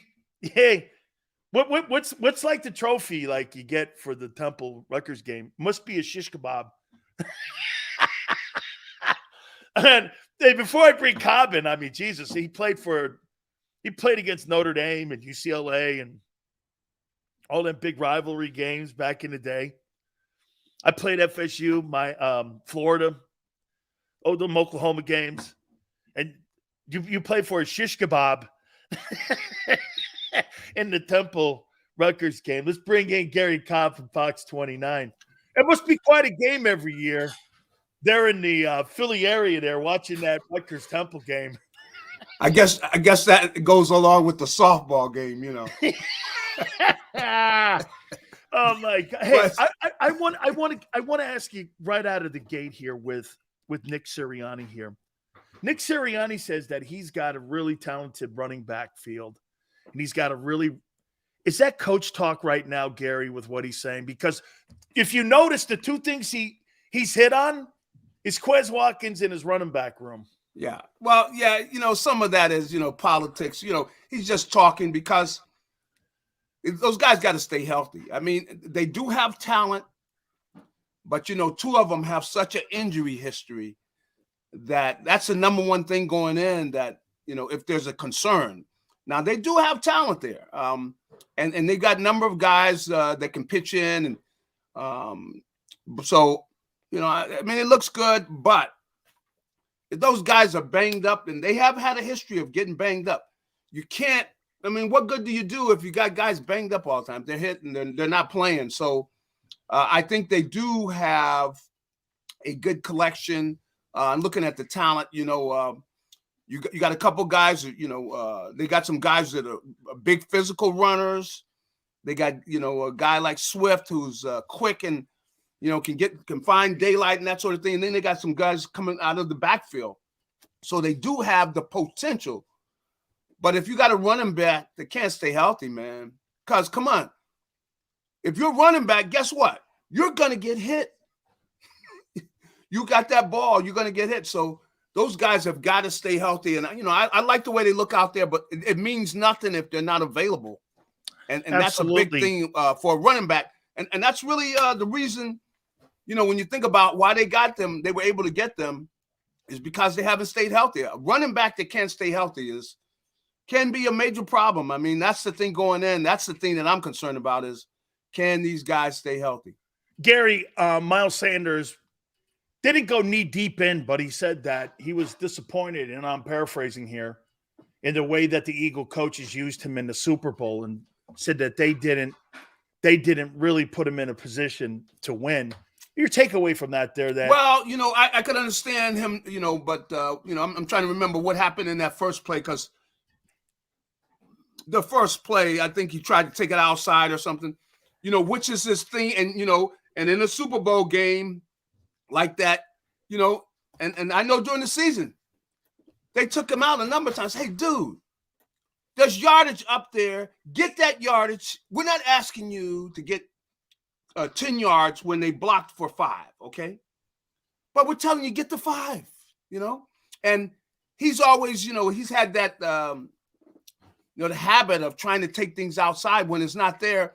When you could have taken it up inside and got us 4 yards, you're trying to take it outside to get, some log run. This is NFL. You're not going to be able to take it outside. There are going to be 5 guys out there because these guys can run. And so that's why at that point, it's something that they had going into a lot of the games where if he does that early, they said, no, we're not having that, And so that's what happened during that game. So he has no reason to say anything. How many times they're telling him, look, Miles, Get up in there and get what they blocked for. No, you're trying to take it outside. Get the 4 yards, man. The 4 yards there. Get it. We're happy with the 4 yards. Get it. Get that. And, that's the thing that's the negative about him. And it seemed like he was getting away from it. During the season, he was getting away from it because they were on him about it. They would pull him out. And he should have known better. Come on. How many times have they told him, get what's there? And it used to get me mad too. Dude, come on, I don't think he's a very good vision back. I think he runs the contact a little bit too much, and he doesn't run well in space. And I think that's why you got that Swift line. looks like he's going to be a great ad. You got that line, man. These guys are and you should trust in them. Hit the ball, hit the hole where we called to hit the hole, man. If it's a hole there, get the 4 yards. And he just kept, he's just so frustrating because he's got a lot of good qualities because he got good quick feet, good size, and he can run hard. But if you just concentrate on doing that, man, everybody's happy. Get what's there. Just get what's there. These guys are going to, they're so consistent with being able to block where they will create a hole for you.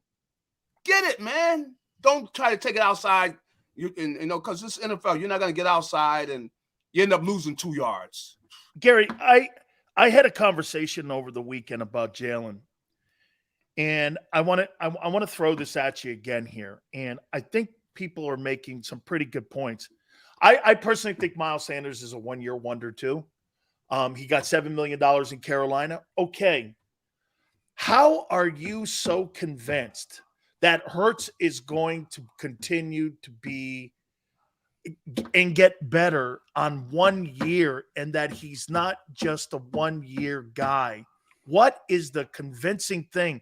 And being a good guy, Gary, and working hard in the NFL, maybe that's something there's a value to today. But I always was under, and I think maybe it's showing my age here, I thought that was a given when you made the NFL. Working hard, being talented, congratulations. It's why you get drafted in the NFL and you play. But what do you see where you go, no, he's not going to be Wentz, and he's going to continue to get better? What's that one thing then? Well, the big thing I think that they have seen and I have seen is the kid has gotten better in consecutive years. He's gotten better. So that's the thing you like, and the fact that he did that from hard work. He didn't do it just by, we worked on the throws that he was having, have problems sometimes putting some air under the ball, throwing the ball. Gary, let me stop you there for a second because I think you hit on it. I think you really did, because that's what Dak got paid on when he got drafted in the 4th or 5th round, whatever it was, and showed that massive improvement. So you're saying that 255 came from that first year starting to what he did by the end of the Super Bowl. Yeah. They paid for that entire gap. They did. I mean, and you've had 2 years and you've seen drastic improvement in each year. He's gotten better each year. And the thing about it is, one of the key things with quarterback is you got to be able to see the field. And he's shown that he can do that because, you have basically 2 things really. It's being able to see the field and being able to get the ball there. Those are the 2 things that really are the key to playing quarterback. Now, he adds things because he can run and all that. Okay, but that's just gravy. Because if you can't do those other 2 things, just being able to run, that's not enough. So he showed, though, that he can see the field where you're not throwing interceptions. You're taking care of the ball, Some guys, you just can't teach that. You cannot teach a guy. Either he can see that field, and he's been shown that he's gotten better and better at it. So that's why when you're doing a good job when it's decision making, and that's what he's really shown, that he's got the ability to make that decision. And you got to make it quickly, but you got to be right, and you got to take care of the ball. He's shown that he can do that. And one of the things, like I said, guys work on being able to see and read the defense and everything, and know where they're going with the ball. But some of that is some things are just, either you have it or you don't, like in other sports, one guy can shoot in basketball, another guy can't shoot, just can't shoot, just whatever it is, he works on his shooting, but he's just not, a shooter. Or, you know, you look in baseball where, you know, one guy can hit for average, you know, and some things, you know, just are not, you know, you just either you have it, you show you got it. And I think that they saw it and they're very confident that he does have that. And you got coaches that co-signed, you know, giving him that money because they've seen other quarterbacks and it looks like, you know, he has it. He can see the field. He will know where to go with the ball. He's going to take care of the ball. And those are things you just cannot, you got to have that quality. Who has a better season this year, A.J. Brown or Devontae Smith? That's really tough to say because, you know, they're on the same team. You know, from what I've heard, you know, I think it's going to be A.J. Brown because they say, you know, Devontae already had these qualities of running great routes. He runs great routes. A.J. is running better routes because he's watching him. He's learning and he's becoming a better route runner because he's looking at Devontae and he's becoming a better route runner. And A.J. Brown is a specimen, okay? You know, and he's only 25. I mean, you know, I'm standing there looking at him. Dude, you are not a wide receiver. You are too big and too strong to be a wide receiver. Now, when he gets to the point where he really learns how to utilize that more and more and more, there's no way you could put him one-on-one. He could just throw a guy out of the way. I mean, most of the DBs in the league, he just throw them out of the way. How can they come up and try? They got to just play off him. They cannot walk up on him because he is too big and too strong. He is the dude could be playing linebacker. Okay, he's that big and that strong. Shit, he looks as big as Hassan Reddick. Yeah, he is. He is, and he, you know, like I said, he's just you going like, there's no way that's a wide receiver. And so as he learns how to utilize his size and strength, and as I said, he's running better routes, and more precise in everything, because he didn't have to before, you know, and a lot of times when he's the #1 receiver in Tennessee, he basically just get open a lot of times because they're just looking to him, you know. So now with Devontae, you know, you got other guys that you know, are quality receivers that they're going to throw the ball to. So you have got to be able to run a precise route. And I think AJ is getting better and better. Okay, so couple last questions here for you. What do we do with Quez Dropsky? I mean, you know what, though, Gary? It does seem to me that they want the kid to win the job. I mean, they want him. They want him in the building. He's got talent. I mean, he's got special talent for getting deep, you know. So what that does is all he's got to do is catch a few balls every few games and everything's open because then they got to go, we got to watch this kid, Quez Watkins, because he can outrun everybody, okay? Because he's really their fastest player. You know, all the guys say he's the fastest player on the team. And you see, he just runs away from people. So you always got that risk there. And see, it's a great setup because he's always there. So that means you always really got a gun aimed at the defense. If they blink the wrong way, they're done. You know, if they get in a foot race, that's 6. And all they got to do is do that every few games. Then all the other guys, then they really got to, you know, they got a tough time dealing with those other guys, see, because they got to keep people deep. They can't have anybody cheating up or anything. And there's no way you can cover all the other guys unless, you know, you're getting help from the safeties and everything. And with him keeping them deep, the rest of the guys are able to operate underneath that. And it's a great combination. So as long as he, you know, catches a deep ball every few games, those safeties are going to look. They'll tell the DB, look, you are on your own. I cannot come up and help you. You got no help, you know, except for the deep ball, intermediate route. I can't help you because this kid, Quez Watkins, is a burner, and I can't get in a foot race with him and get beat deep, or they're going to end up sitting me down because and the safeties will tell you, come on, they're going to get, look, you are on your own. I've had the safeties come tell us as linebackers, you're on your own, man. Such and such is out there. We cannot be helping on a tight end or anything. Man, this guy here, we can't get in a foot race with him. And see, that's what Watkins provides.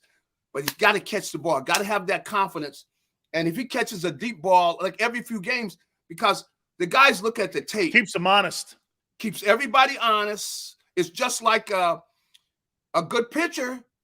If he got that smoker, boy. Yeah. He throws Keep you off the plate. Yeah, you really can't ever dig in because he can throw the ball by you. If you're a baseball guy, Gary, you always want to have a pitcher out there on the hill. He has the pucker factor that can put that high and tight inside on you. I'm telling you. Hey, our friend Artie DeFilippis, somebody like that, right? Yeah, somebody that's right. like Big Artie. Hey, That's finally right. here. Yeah. Would Howie be interested in someone like this?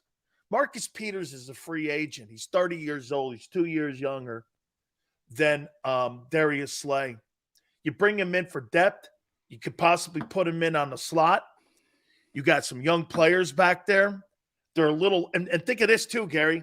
If you lose Bradbury or you lose Slay, you have no depth level whatsoever at those positions. You see, this year, experience and depth is not what they have this year compared to what they had this year. Correct. You think, Howie, as we get closer to the training camp and the start of the season, it's all going to be about finding that depth that he had last year because, they did get hit in the depth level this year. Yeah, there and at the linebacker position. So I do think that, Howie's going to play it where, a guy's sitting out there, the longer he sits out there, the lower his price goes, Yeah. He can't come in there talking a lot. So it depends on when you sign the guy and how much you can get him for. And so he's got, he's only got but so much money to deal with, even though Howie somehow. He's got $13 million right now. Yeah. So, so that's going to be a matter of if he finds somebody, if he finds a taker, the agent for him, for Peters will be matter of seeing who comes to him with some serious money. Absolutely. Gary, as long as he's out there, the Eagles' chances. Yeah. Thank you, my friend. I appreciate it. All right. Hey, have a good one. You got it. Our good All right. friend, Gary Cobb. Don't forget to check him out. He put some great stuff out there also on Twitter.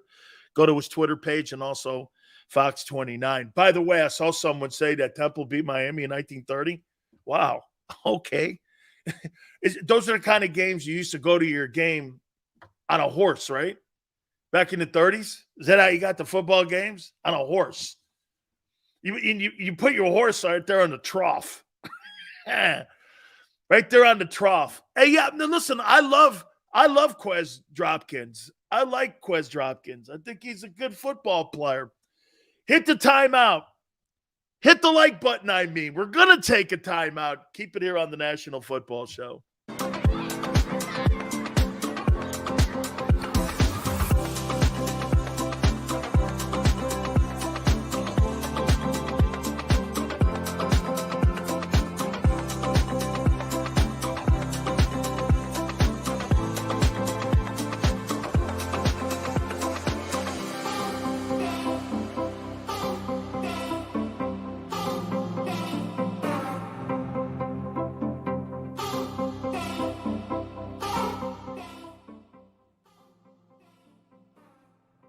Heading down the shore, have a ball once more.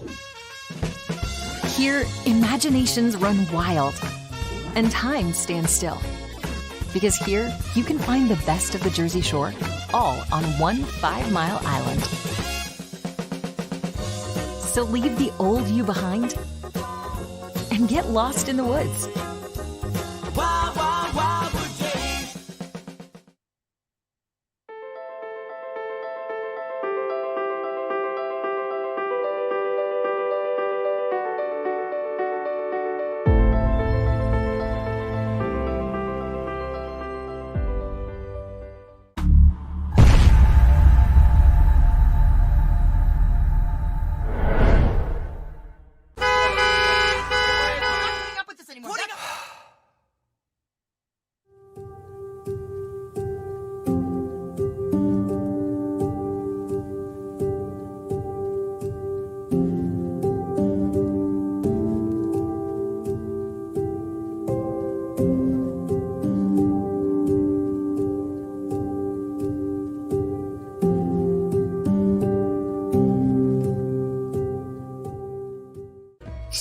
and save in southeastern PA and Delaware with Colony Pools this football season, and let the experts close your pool with a custom Merlin safety cover in green for the birds. And if you join our Winter Watch team, we'll give you another 20% off, and Colony Pools will handle it all. Keep your tiles on your pool, not in your pool. Fly with Colony right now, Birds fans. Visit flywithcolony.com. Hi everybody, my name's Jason Lombardi. I'm an inspector at DryTech. At DryTech we offer 3 major services, the first one being basement waterproofing. The second service we offer is foundation and structural repairs. And then the third service that we offer is mold remediation. If you feel you are having a waterproofing issue, give DryTech a call or check us out online.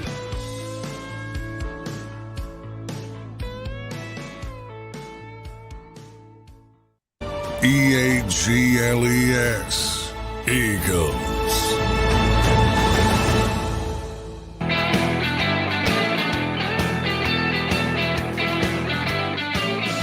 Big Sills! Temple's 1-13 versus UM. Let's effing go. Go Owls. Oh, man. They play flag football there, don't they? Just, yeah. Tell, hey, man, I don't, the team I hate is Penn State. I hate Penn State. James Franklin, what's he done here? 4-4 in bowl games. They just won a Rose Bowl. 4 times they won 11 games. Not bad.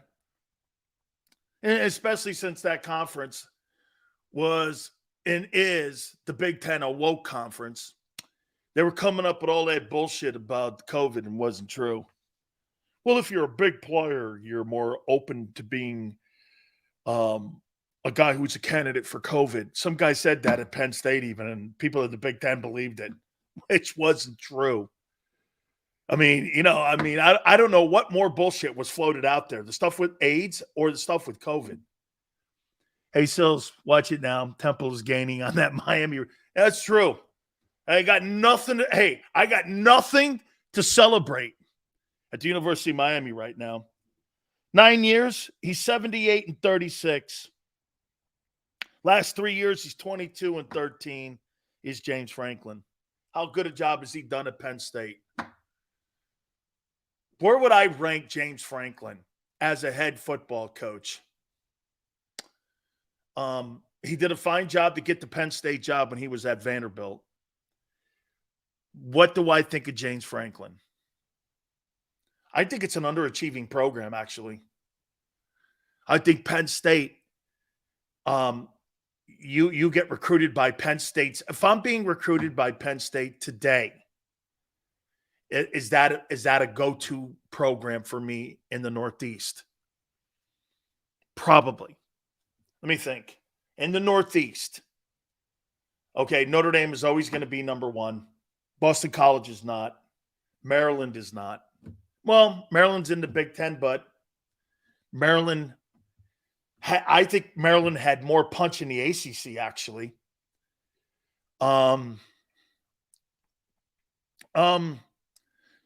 Sills, with you on Franklin, good recruiter, worst coach in history of college football. James Franklin stinks. I think he's a good recruiter. As a coach, not real big wins over like Michigan, Ohio State on a consistent basis. The program's never been the same since Paterno. It's just not. That's not Penn State. They're kind of like, they're good, but the program's never recovered.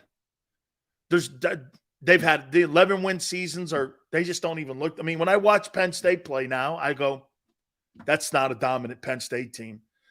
I mean, they don't really put out the great old linemen like they used to.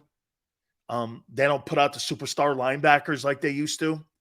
I don't think they're the big recruit in the Northeast any longer. I think Notre Dame and Penn State and Ohio State and Michigan take a lot of the Pennsylvania kids. You got to remember something about Pennsylvania. Pennsylvania is a spectacular recruiting place. There's a lot of great talent, especially up in the Jersey area near Pennsauken and up near Paramus and that area up there. Newark, and down towards like Cherry Hill. There's some really good recruiting down there in that neck of the woods when it comes, because the Big 33, they still play that game. Great recruiting in Pennsylvania. Pennsylvania, if I were to rank the states when it comes to high school talent and players that have played college ball, and if you're looking at places to go find players, obviously, to me, I'm biased. Florida's number 1. Texas would be 2. Ohio 3. Pennsylvania 4. California 5. I don't think they're producing a lot of great players in California any longer. I just don't see them. Or if I do, I don't see them on California programs or in the Pac-12. Pac-12 are still waiting for a TV deal. Do you realize that? The Pac-12 still doesn't have a television deal. What does that tell you? They have no exposure. So kids who live in that area of the country are now all coming east. Why do you think UCLA and USC are leaving the Pac-12? Because all the talent's East Coast or Midwest. Look at Arizona. Arizona's leaving the Pac-12, and they're going to go into the Big 12 now. The Big 12 is going to survive. Can I tell you this? The conference that I think is going to fold is going to be the Pac-12. The Pac-12 and Mountain West are going to have to combine to survive. The Pac-12 and Mountain West. And you know what that thing will look like? It'll look like the old days of the Mountain West Conference. Like back in the day when like Steve Young and BYU were in that thing, and Hawaii and all them teams, because you won't have USC and UCLA out there any longer. God knows what happens to Oregon. Does Oregon stay or do they go to the Big Ten? Because if Oregon leaves the Pac-12, you might as well just shut the building down. Because what do you have? Cal, Stanford, Utah. There's nothing in the building. Arizona State. That's not really a powered conference. Seriously, man, some of those schools might be better off going independent. Just doesn't. Pac-12, the Big 12 is doing a good job because of your mark. Can I tell you what's my friend's name? God, I can't remember his first name, and I'll tell you a little bit about him. Hey, Tone, do me a favor. No, I'll do it here. Commissioner Yormark, Big 12.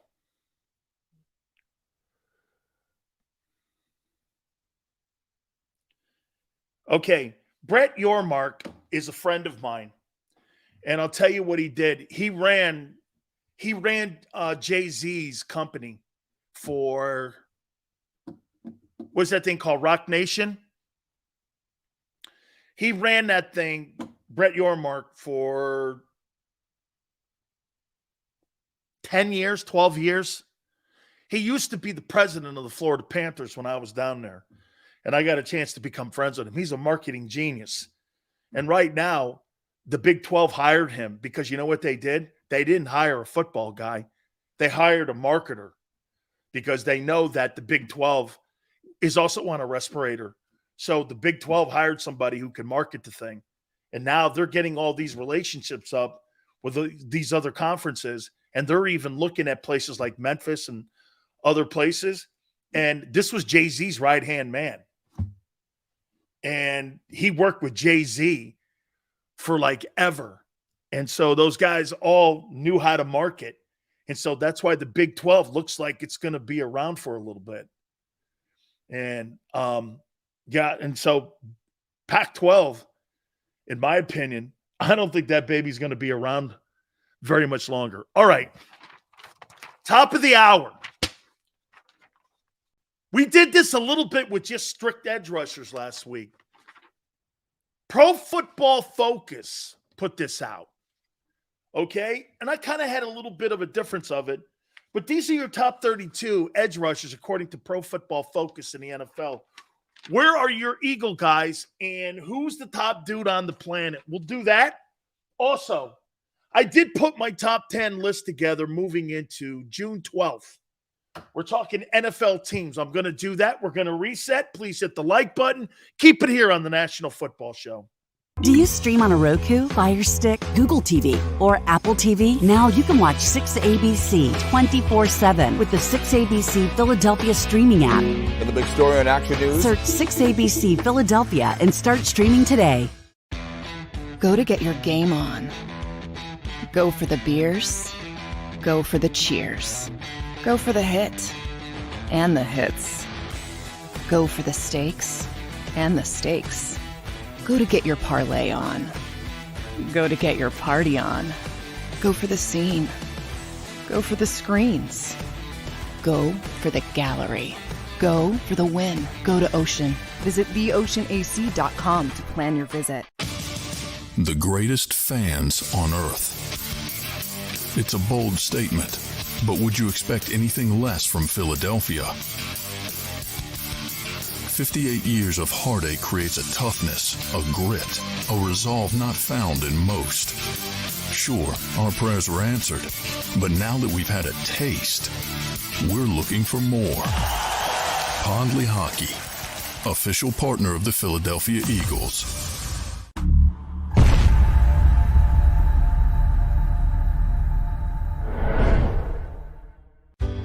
Go passionately. Go fearlessly. Go confidently. Go Birds! Go confidently towards your goals with First Trust, Philly's hometown bank for nearly 90 years, and the official bank of the Philadelphia Eagles. We're focused on getting you over the goal line. So go with conviction, go with trust, Go Birds! and go forward with us by your side. First Trust Bank, the official bank of Philadelphia dreams. Oh, and go Birds. All right, did you know I was the mommy slam dunk champion? Really? Yes, really don't sound so surprised. Let's see it. Oh, you're ready. All right, here we go. Let's hear the crowd. So go to right, go to left, fake 'em out. Mama, go up, up, up. She did it.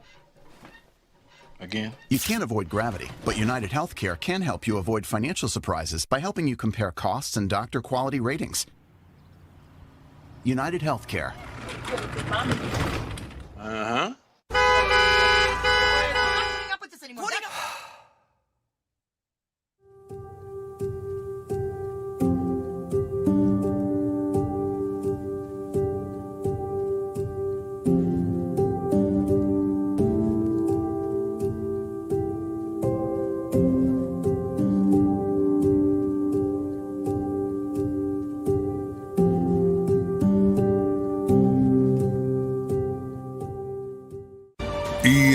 EAGLES, Eagles.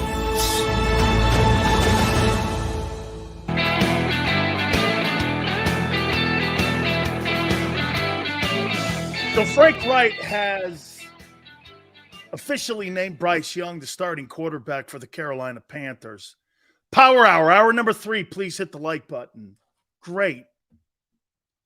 This old notion, well, let's bring him along here and see what he does. No. I'm not doing any of that. I got to find out right now, because when people do that, you're figuring out whether or not the quarterback is going to be the guy for the next guy. Coaches get fired too quick today, and I'm not doing that. I'm not sitting around having a guy because you think that gives you a hall pass for the year. Frank's got to win. After what happened in Indianapolis, you know what people are saying about Frank Reich? I would say this to you. Here's my assessment of Frank Reich. Coming off a great Super Bowl win as part of the team that won the Super Bowl in Philadelphia, was on an all-time high. Guys that Wade have zero conviction, play the guy. That's right, and find out if he's the guy right away. Nowadays, you can get out of those contracts because it's not like it was back in the days when you had those Sam Bradford deals where you gave a guy $72 million. I think Bradford was the last guy that deal was done with. You don't have to do that shit anymore. Okay? You don't. You're not held hostage any longer at that first round pick. If I think that guy, like Trey Lance, dude, holding on to Trey Lance is a nightmare right now for San Francisco. Fire his ass. Get him out of there. He is not. Watch this. If Trey Lance is decent, it's not worth it. Brock Purdy makes $900,000. Who do you think I'm starting? I got to pay Nick Bosa. Who do you think I'm starting? If it's even, get this, in today's NFL, well, unless you've got these stupid-ass personnel guys who are there and have to, like, kiss the owner's asses. If I'm John Lynch and I'm the San Francisco 49ers, I do this. If it's close, it's Purdy's job. It's Purdy's job. Then the owner's going to come down and go, hey, you wasted 3 ones to get the guy? Yep. But we're still in the NFC title game. Now we have another shot to win it. And we found a guy in Brock Purdy. So I did find a guy in the 7th round. Last player taken. And he's a starter and a shot maybe at a Pro Bowl this year. He did win 12 ball games last year. Was part of 12 wins. And we're in the NFC title game again. It's the only way you save face. Because then your owner goes like this. Okay, because then what you do, well, we didn't have to play for Brock. We played for the other guy. Okay. It's kind of a wash. Except for the picks. It's the only thing that's going to really be something that you can't swallow is all those picks that they had to give to Miami to get up into that spot. That's where you can't really get around it. That's why you got to be right on you can't have Solomon Thomas picks any longer if you're the San Francisco 49ers. You've got to be hitting on everything that moves when it comes to those draft choices. San Francisco, if it's close, it's Purdy's job. It's not Trey Lance's. Because why? I'm not picking up any option on that. Hey, that guy's not worth an option. Tua was worth an option. $18 million? Shit, I had no problem paying $18 million on Tua. Tua actually showed me last year he can play. It's just whether or not he can be healthy. Trey Lance has not shown me he can play. Like, here, I'll tell you your eyeball test on Trey Lance. You do this on Trey Lance. I'll tell you, man, I watched Justin Herbert throw the ball one time in the Kansas City game, and I went, wow, this guy looks like he is going to be special. I said that. When Tyrod Taylor got hurt by the team physician, stabbed him in the heart, I don't know, whatever, and I saw him playing that it was a loss, and I saw him playing that Kansas City game, I was like this, holy shit, this guy could throw the ball, man. I was a little bit blown away because he really didn't throw the ball like that at Oregon. And when he was throwing the ball all around the place, I was like, holy shit, this guy can throw it. And then the more you watched Justin Herbert throw the ball, you were like, man, this guy can throw it. This guy can throw it around. When you watch Trey Lance, you don't see any of that. Like, when you watch Brock Purdy throw, you're like, hey, man, this guy's got some pretty good field vision. And he gets it out of there quick. You could tell he gets it out of there quick. When you watch Jalen throw the ball, you could see Jalen's worked out his game a lot. He don't get the ball out of there quick. He's got to wind up a little bit. I mean, he's not a guy that flicks that thing out there. Okay? I mean, he doesn't. He works at it. And the way they run the ball creates that open space. That is what helps Jalen Hurts in his passing offense is that it's not a progression offense. It's just not. It's an RPO offense. We know this. What does RPO mean? There's no progression in reading. Like, he doesn't go three wideouts or 3 targets down, then goes to a back if he has to go to the short game or the dump-off pass. Jalen Hurts led the NFL in non-dump-off passes. Yeah, because RPO doesn't have a dump-off pass. That's not what RPO is. Okay? He's getting, I mean, Jones versus Zappi. I think Bailey Zappi throws a pretty nice football. Hey, JM, that's good. I would say this to you. That guy Bailey Zappi looks like he's got more of a quick release than what Mac Jones does. You see that too. And I think that's why they have that competition open, is that Zappi has more of a quick release. And I think he's a tad bit more accurate, and I think he's also a little bit more technically sound. And when you watch the ball and the way you watch him throw it. So it's great to see Bryce Young. Congratulations. I'm looking forward to it. And if I'm Shane Steichen, start Anthony Richardson. Get his ass out there. Sam Darnold will be the guy. Mr. Picks. Hey, I said, you know what I said about him, Weapon, when he was at USC? This guy turns the ball over too much. Come into the NFL, turns the ball over too much. I'm like, nothing's changed. You're kind of who you are. Sam Darnold, I never thought was a good quarterback in college. I never thought he was. I never thought Zach Wilson. I saw Zach Wilson. What's that, Coastal Carolina? He couldn't beat Coastal Carolina or like Utah. And I'm like, if you can't beat those programs, why? And you can't dominate those programs, why do I think he'll dominate the AFC East? Boy, is that guy is the next Josh Rosen. That kid from BYU, Zach Wilson, he's like the next like Josh Rosen. He's just not good, man. He has a pretty good release. He did, but when you watched him in certain games, like games that had really good quality corners and really good defenses, like they ate him up, man. He's too reckless with the ball too. Utah's a great program. I love Kyle Whittingham. He's a dear friend of ours. Comes on the program too. Next, Johnny Manziel. I think Johnny Manziel's better than Zach Wilson. I think he's better. All right. Let me ask you guys this question. I asked Gary Cobb this question. Who do you think has a better year this year? Devontae Smith or AJ? AJ Brown or Devontae Smith? Who has a better season this year?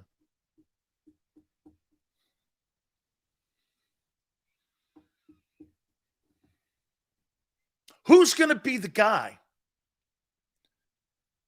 And just because you're paying that guy, Devontae is getting better. Devontae's getting better. Isn't that funny? Gary Cobb brought up something really great. By the way, I want to bring up that other comment he made about Jalen.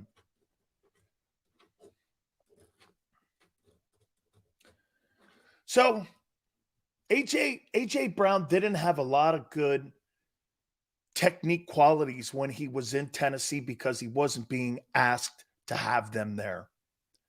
And when he came to Philadelphia, AJ Brown got better coaching and was around better people and was around more skilled players. I got to say, AJ, he got more targets last season. Yeah, but wait, think of this, though. So AJ Brown, who really benefited from who a year ago? I think AJ Brown benefited from being around Devontae Smith more than Devontae benefited.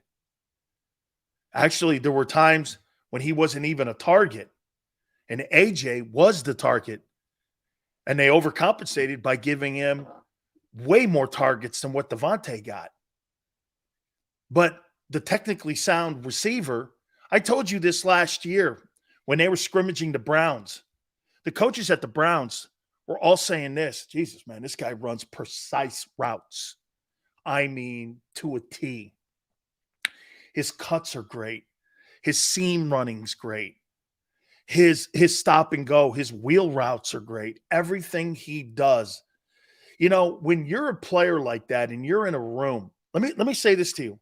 When you're a player like that and you're in the room with the Judys, with the Waddles, with all those kind of players, and you're in a room like that, you have to be great in practice, not just in the game. You got to be productive in the game, but you've got to be precise in practice. Or why? Those coaches at Alabama will play the other guy. We've already seen that, right, Jalen Hurts? Think about this, okay?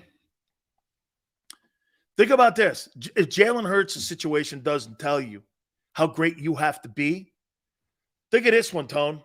Jalen Hurts had to be perfect in practice, had to be perfect and productive in games to keep his quarterback job. Couldn't do it. And probably because Nick Saban had a rush to judgment on it. But see, when you got that many players and all those first rounders in the building, you don't have to be patient. You're just looking for production. Alabama is not patient with players. They're looking for production. That's why that room, when you got Waddle in there and you got Judy in there, you got all these superstar ball players, Jameson Williams. You got to be technically sound in practice. You got to win practice every day at Alabama. That rubbed off on him. And it rubbed off on AJ. AJ had a career year. Why? Well, he was on a better team, and he was in a position where he saw somebody that did things he didn't do. I would never say this to you about A.J. Brown. A.J. Brown had pedestrian stats. Now, was he underutilized at Tennessee? Absolutely, he was underutilized at Tennessee. Absolutely. It's a Derrick Henry offense. He wasn't asked. That's why he didn't have to work on his technique. You know what they told him probably to do in Tennessee? Get open. When you're that strong and fast and athletic, you naturally rely on that. Of course, Smith is better technically receiver than AJ. I bet if Smitty was a tad bigger, people would see him in a complete different light. You know what's crazy about that comment? He's going to get bigger. And I would say this to you. Would it shock you if Devontae Smith ended up being the better wide receiver at the end of the year and you had a different opinion of him at the end of the season than what you have of AJ? I don't know, man. I mean, it wouldn't shock me if I looked up and there was 1,300 yards on the other side and 11 touchdowns, 12 touchdowns, and it was his turn. And you saw 100. I'll tell you this. I think there's a better chance. Who do you think there's a better chance of finally being the first wide receiver in Eagle history to have 100 catches? AJ Brown or Devontae Smith?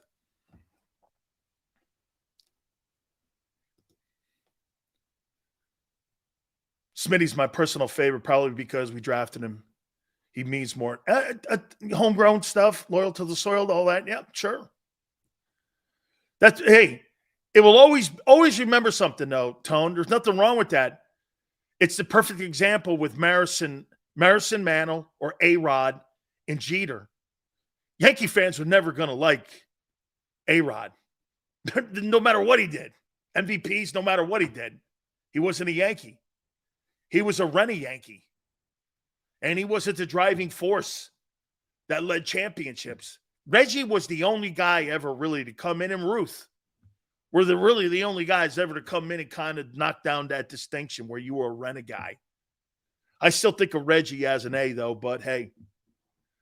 Devontae had 1,100 yards last year, and you know what? It doesn't seem it. I think there's more of a ceiling on him. To answer your question, I believe Smitty will definitely hit 100 catches before AJ. I think he could get 100 catches this year. Dank goes, AJ doesn't need 100 catches to be productive. Well, he's never gotten close except for this past season. And any time in his career, he's never been close, really. 60s. It wasn't like he ever put up 90 catches. And he never had – actually, I told you, his Tennessee stats, they're nothing really spectacular. They're not spectacular. When you put on his game, he's one of those guys that when you put on his game film, he's spectacular. But when you look at his stats, you go like this. I don't know. Okay? I don't know. Okay?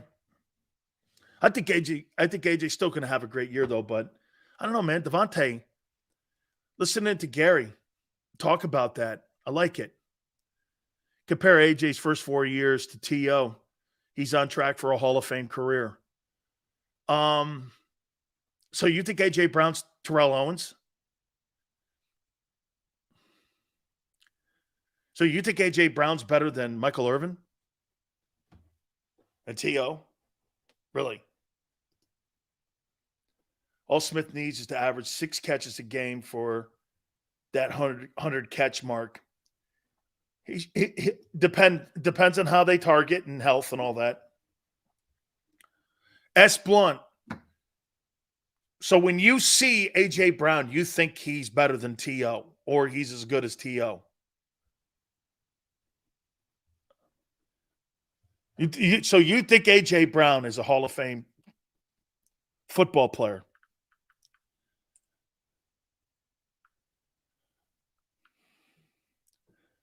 Terrell Owens stats. I believe A.J. Brown was a second. I believe that A.J. Brown was a second rounder.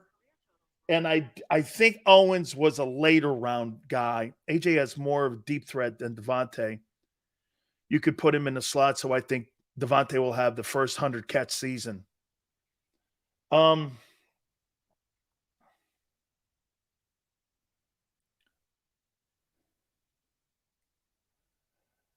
You have to remember something also in those first couple of years.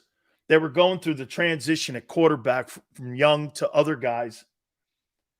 And I still think Rice was on that team. So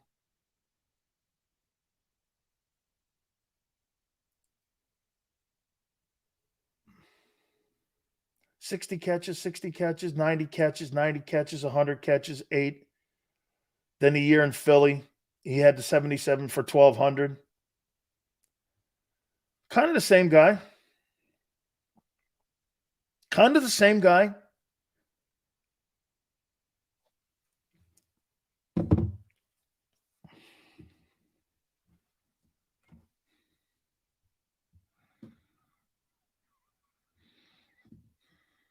Kind of the same guy.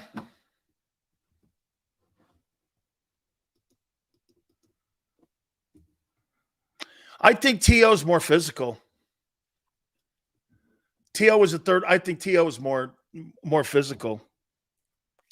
So you think that A.J. Brown's a better wide receiver than Terrell Owens was?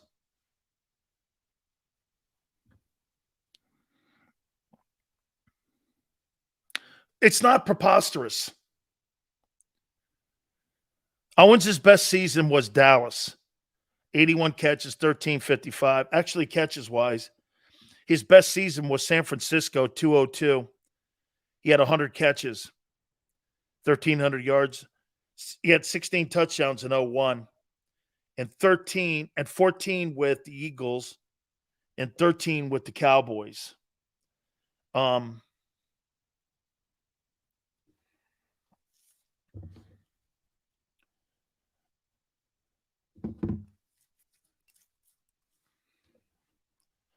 many people look at that and say that A.J. Brown is a better player than T.O.? It's not preposterous. It's not. It's not that preposterous.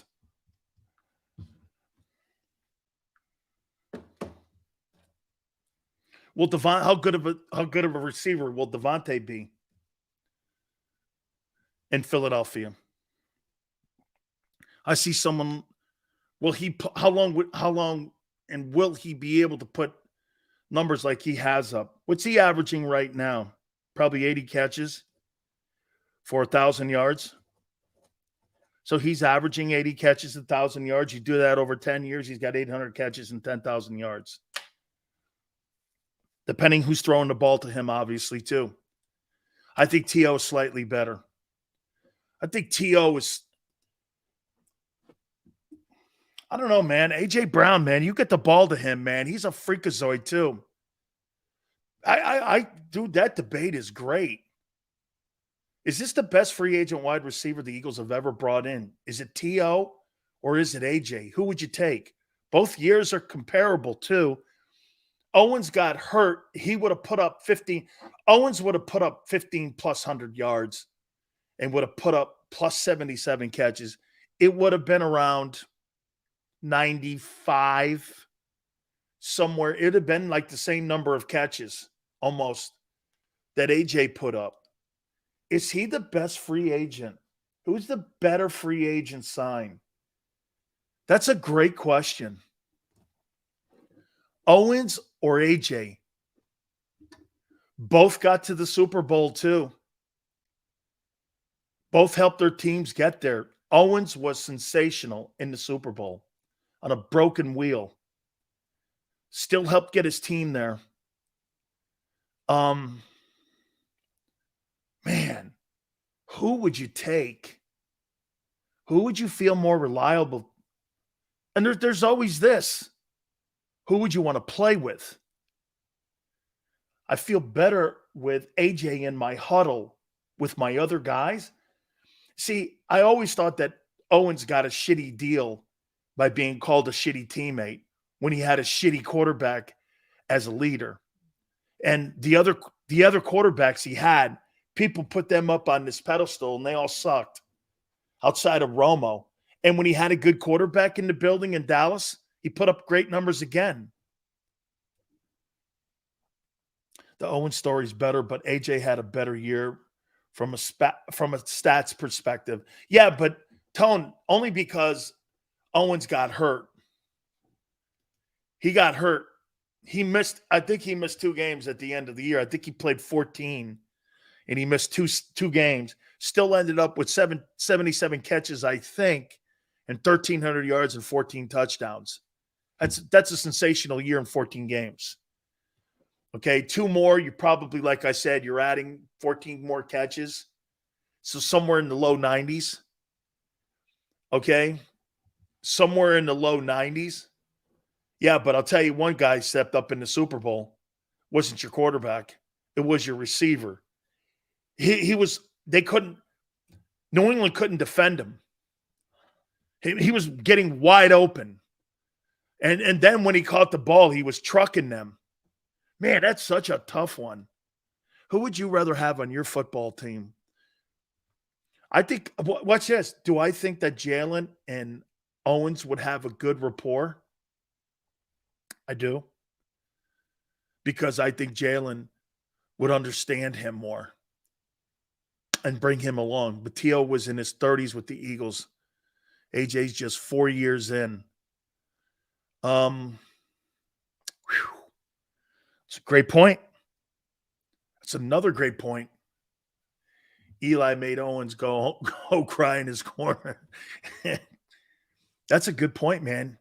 And he was underutilized. T.O. would thrive with Hurts.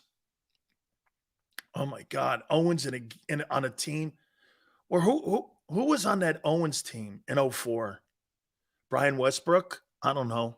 You don't have a player on the football team right now that could do what that guy did. Brian Westbrook was on that team. There's not a chance you have anyone on that football team today that can do what that guy did. Your line's better now. Your line's better. Your tight end is as good. Your receiving core is way better. Your running game is probably better. This football team is better than that 2004 team. I mean, this roster is better. Ironically, Owens played on Jalen Hurts' celebrity baseball team over the weekend. I think Hurts could keep Owens in check. Yeah, no, I saw that. That's kind of why I'm here. Is that, in the way, from what I'm understanding, I heard that Terrell Owens had a great time with him. Had a really good time with him. So, yeah. All right, let me get into this. Pro Football Focus put this out, and I got asked a question on it. I'm going to throw this at you here. And these are the guys in the NFL that, to me, and we always are going to do this. We're always going to talk premium positions. And edge rusher and pass rushers are premium guys. These are the top 32, according to Pro Football Focus, that are in the league today, that are the elite guys that rush the passer that make all the money. Let's start with 32. Alex Highsmith, Pittsburgh. Boy, I'll tell you one thing Pittsburgh has done. As bad as they've been on defense, you got Hayward in there, and you got this guy on your line, and you got TJ Watt. Injuries. I think Pittsburgh on defense is going to be a formidable team this year. They have some pass rushers and defensive players. Pittsburgh's issues now, they're too finesse. They got to get Najee Harris going a little more. They got to get better in their O-line. You know, all those years of playing with Roethlisberger, they got away from doing what Philadelphia does. You know what that is? Run the freaking ball, dude. Run the ball. 31. These are the top pass rushers, according to Pro Football Focus. I actually like this list. Cameron Jordan, New Orleans. Man, I love him.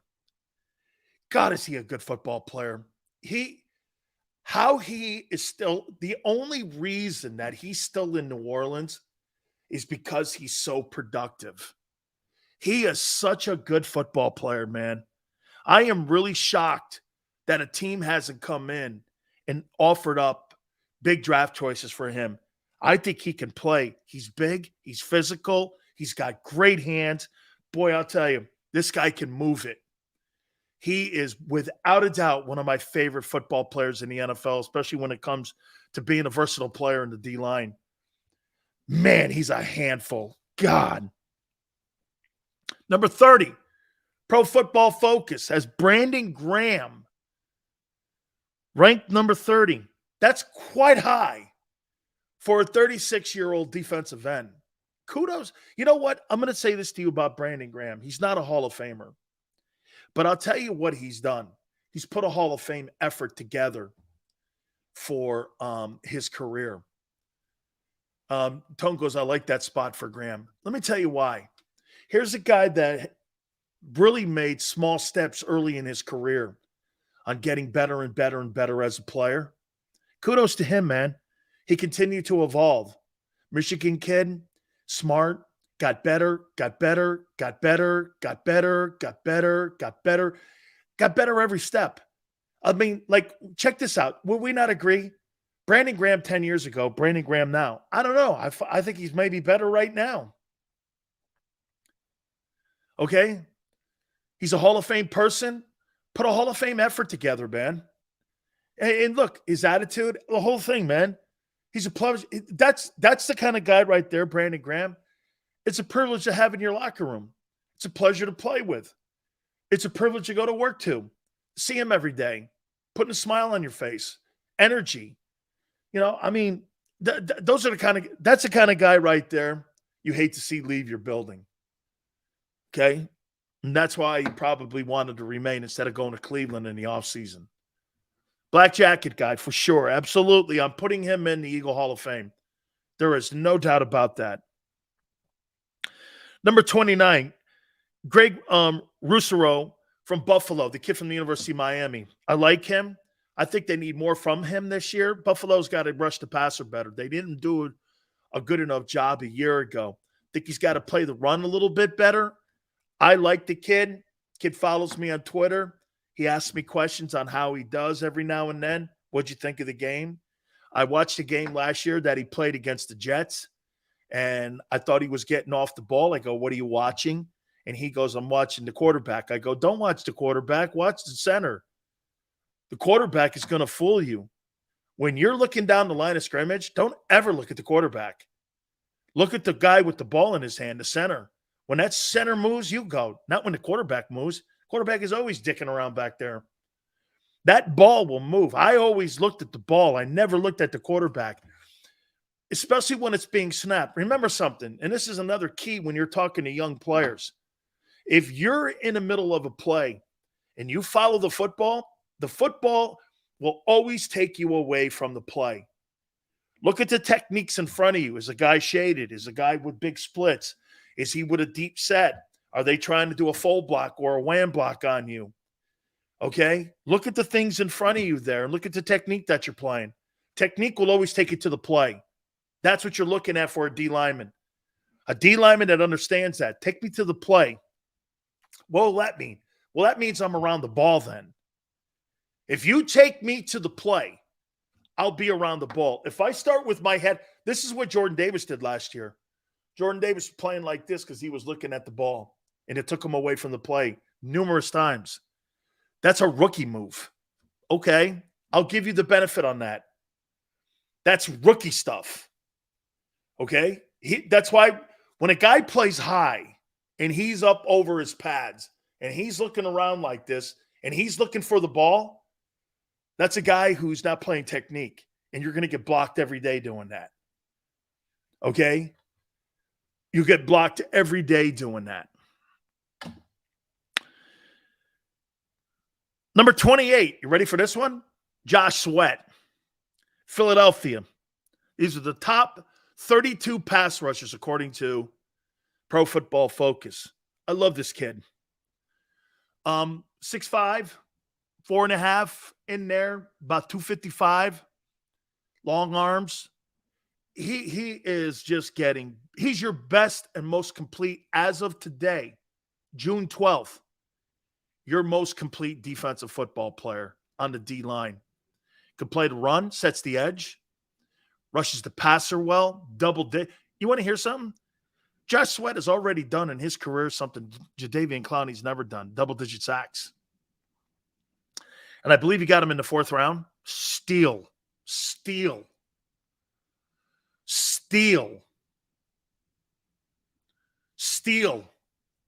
kid's a good football player.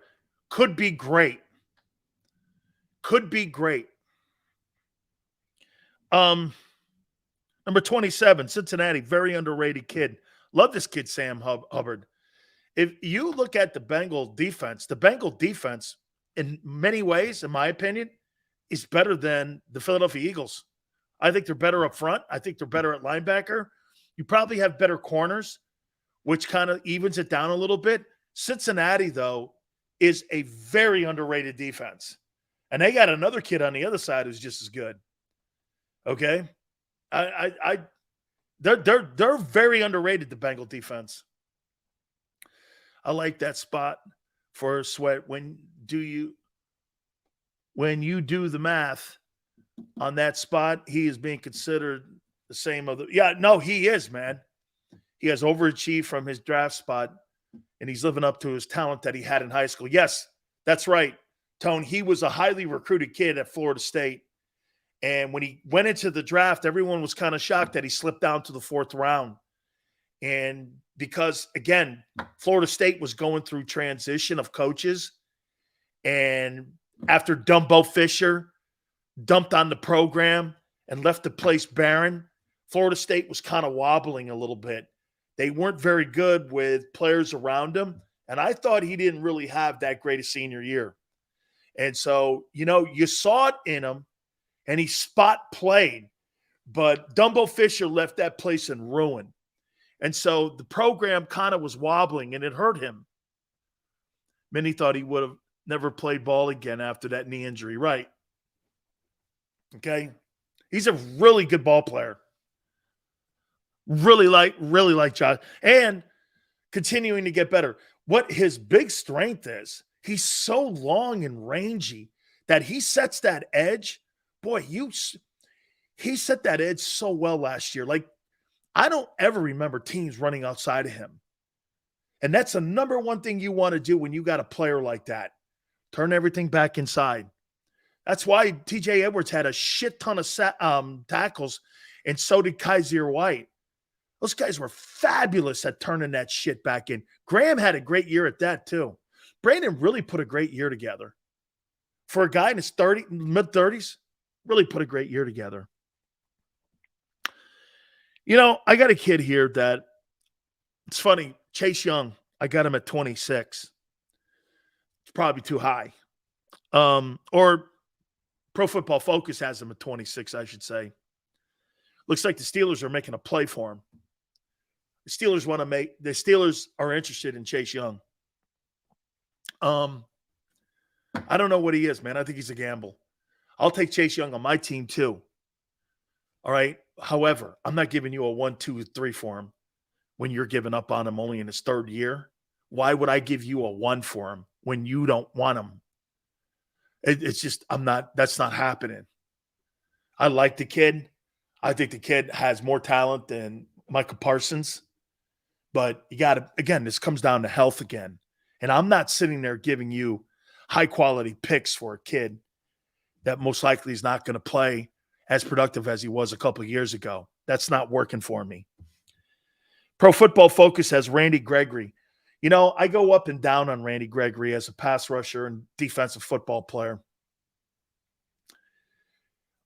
His decision-making in his life has been suspect at best. He's productive. I think the Cowboys and him, because of ego, got in the way of one another. And he's in Denver. He helped that Denver team a lot. He's a good football player. I just think he's a little weird. And I don't know. I mean, is that a guy I can rely and count on all the time? I'm not sure. But he helped Denver's defense last year. He really did. I love talking pass rushers and great defensive football players. So excuse me here. I just do. Number 24, I got this kid, Denko Autry. Pro Football Focus has him down here. Tennessee has an interesting team. They got pieces. But get this, they're not in key places. You got an edge rusher here. You don't have any corners. Your linebackers are weak, and your O-line's awful. And you got a suspect quarterback, and you got an electric running back.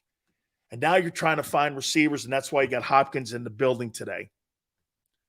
Why would DeAndre Hopkins go to Tennessee for what? Money? Okay. You would have, see, get this. This is why Hopkins goes to Tennessee. Why? For money strictly. It's not for winning. They're not going to win. And then tomorrow he goes to New England, right? Well, that's kind of winning. So he's not going to get as much there.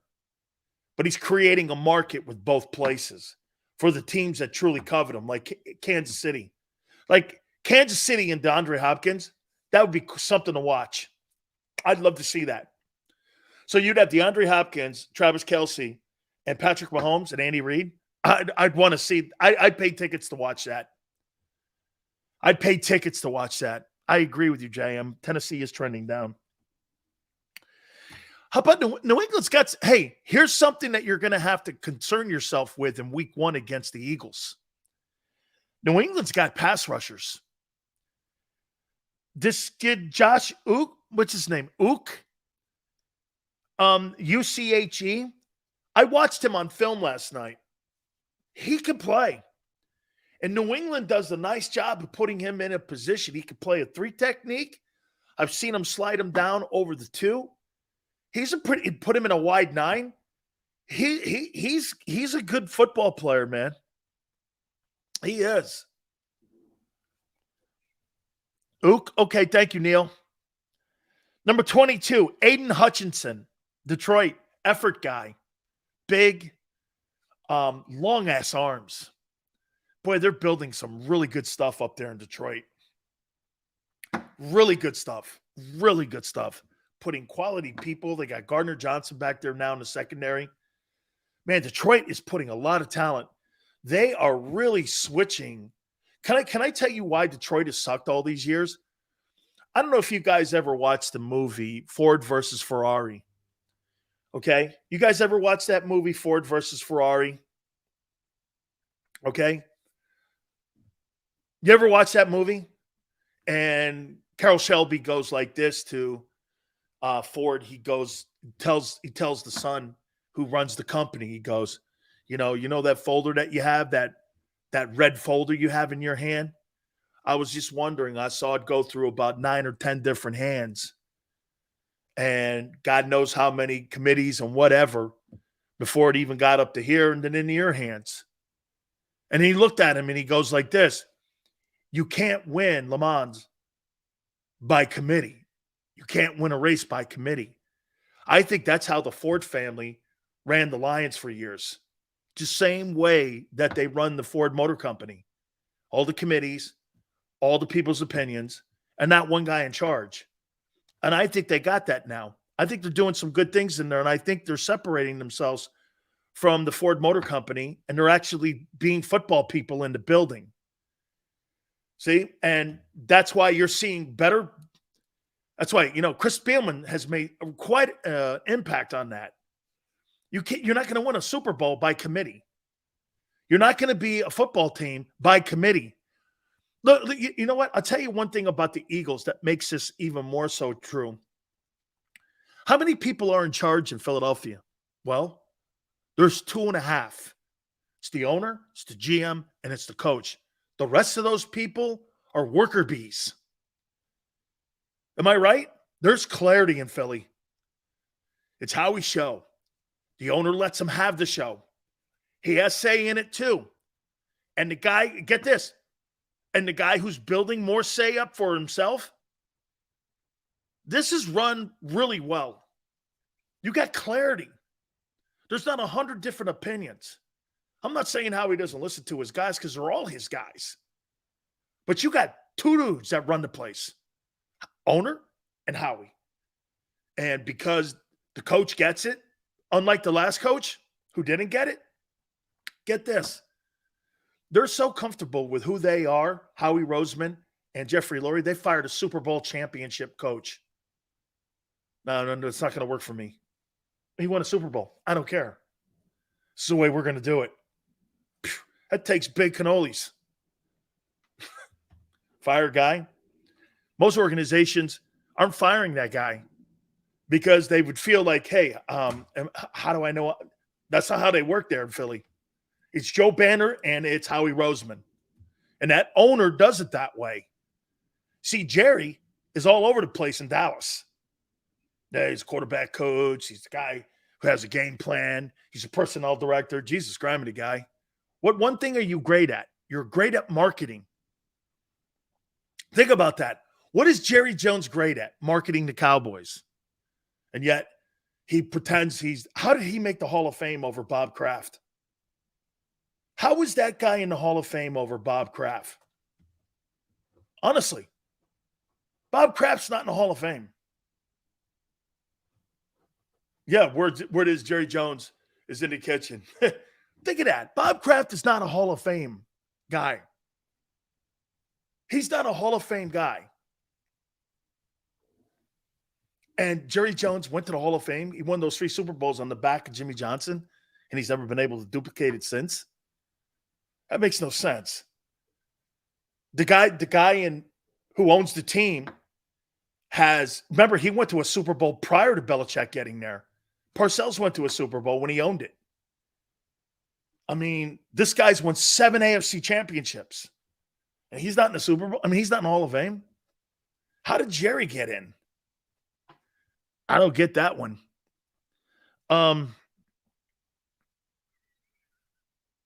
21, John Franklin Mays, the kid from the Jets, got some people on defense too. Let me take a timeout. I'll run through these real quick here. Please hit the like button. Keep it here on the National Football Show. Do you stream on a Roku, Fire Stick, Google TV, or Apple TV? Now you can watch 6ABC 24/7 with the 6ABC Philadelphia streaming app. And the big story on Action News. Search 6ABC Philadelphia and start streaming today. Go to get your game on. Go for the beers. Go for the cheers. Go for the hit and the hits. Go for the stakes and the stakes. Go to get your parlay on. Go to get your party on. Go for the scene. Go for the screens. Go for the gallery. Go for the win. Go to Ocean. Visit theoceanac.com to plan your visit. The greatest fans on earth. It's a bold statement, but would you expect anything less from Philadelphia? 58 years of heartache creates a toughness, a grit, a resolve not found in most. Sure, our prayers were answered, but now that we've had a taste, we're looking for more. Pondley Hockey, official partner of the Philadelphia Eagles.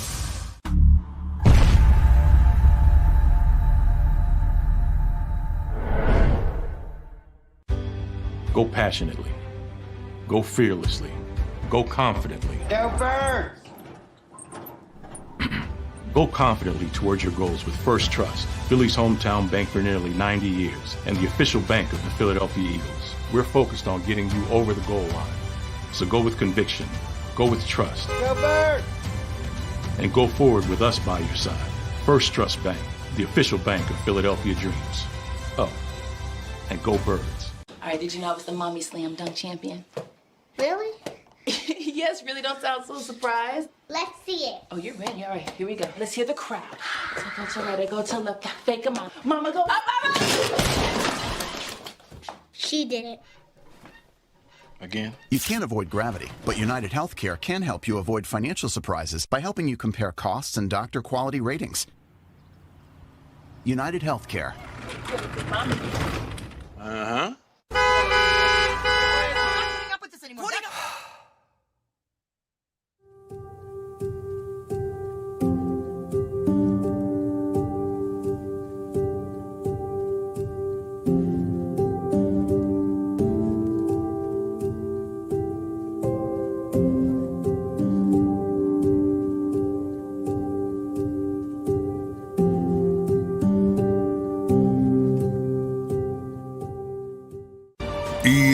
EAGLES. Eagles.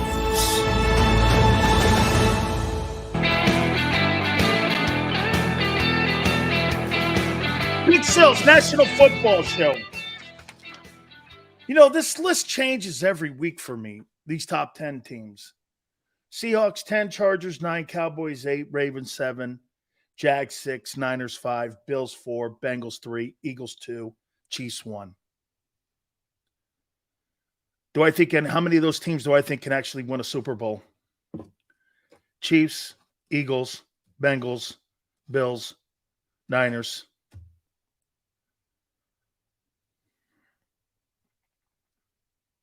Do we agree the Super Bowl is going to come out of those 5 teams? Jacksonville, you think, maybe? Because of Doug?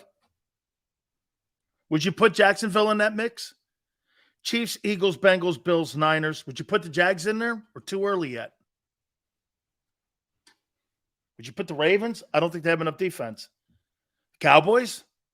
I'm not where people are with the Cowboys. Cowboys over the Jags?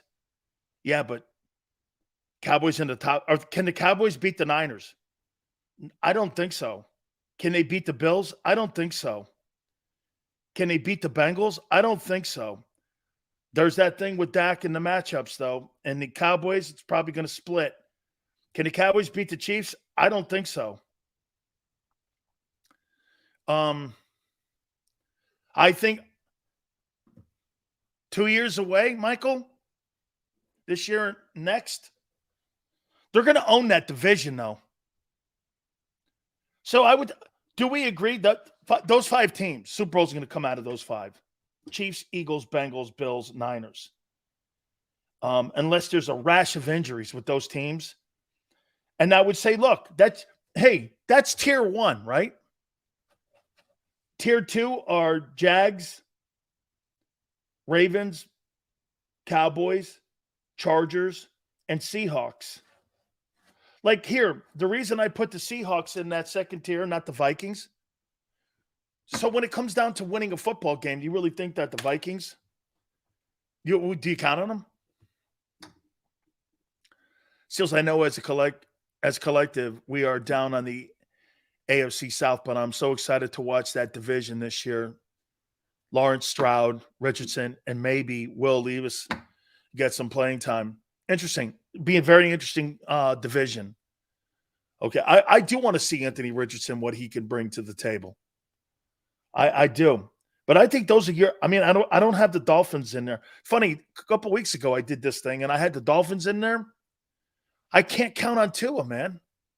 I'm not going to put a list together on a quarterback who's not sure whether he's going to play. You know what I'm saying? How could I sit here and go, well, I'm going to count on Tua? Then I start sounding and counterproductive to what I'm saying to you. How can you build a franchise around Tagovailoa right now? If you're the Miami Dolphins and you're building an offense and you're putting a game plan together, how are you putting a game plan around somebody that you're not sure is going to be there? That's a tough putt, man. And once again, that's why Garoppolo's no longer in San Francisco. That's the disturbing thing. Shit, man, you should have traded Trey Lance before you traded Jimmy Garoppolo away or let him walk out of the building. I would have let Trey Lance leave before I let Garoppolo, because now you're the Eagles. You let the wrong quarterback go. You should have kept Foles. And some go like this. Well, Wentz was better. Was he? Both kind of had the same ending. But one at least can have the excuse that he had shitty coaching. He had shitty coaching. Let me finish this up here, man. I want to get up here. Number 20, I got Shaq Barrett. I still think he's got something left. This is Pro Football Focus, by the way. Bucks are going to be terrible this year. Number 19, DeMarcus Lawrence, Dallas. Here's another guy that has really improved his game, and the Eagles are going to have to take notice of in the opening week. That Matthew Judon kid. Hey, where was he prior? Where was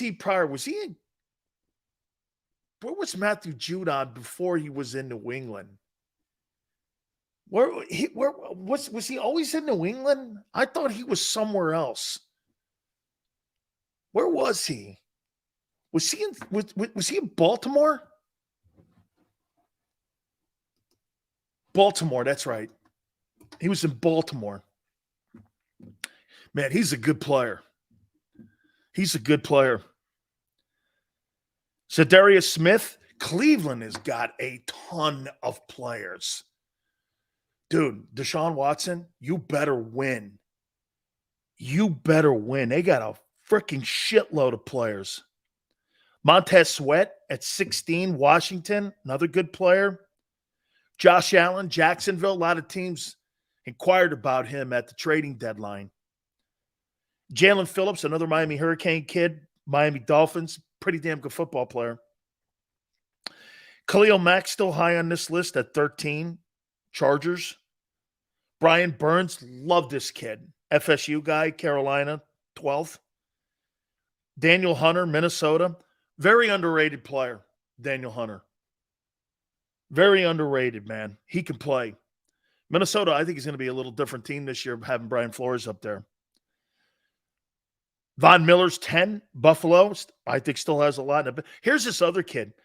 This kid, Trey Hendrickson, he can play, man. Watch him play for Cincinnati. Cincinnati's got two good edge rushers. They're a good football team. Rashawn Gary, the kid from Green Bay, underrated player. Pro Football Focus has Hassan Reddick ranked 7th as pass rusher in the National Football League. Fair? Probably. And again, you got to remember something about Pro Football Focus. It's name recognition shit. And, I don't know. Joey Bosa over Hassan Reddick. I don't know if I go there. I think Joey Bosa is a good football. I think he's got 69 sacks. Last 3 years, has Joey Bosa been better than Hassan Reddick? I don't know about that. Joey does a better job playing the run. I don't know. Max Crosby at 5, Raiders. Love the player. Effort guy. I think that's what Aiden Hutchinson's going to look like, is that Max Crosby kid with the Raiders. I'm not mad at all. If I'm in the top 10, if anything, I'm happy. My ego isn't that intense. Yeah, 10 guys, you can put them any way you want, right? Smart. TJ Watt at 4. Still had 12 sacks last year, right? Missed a bunch of season.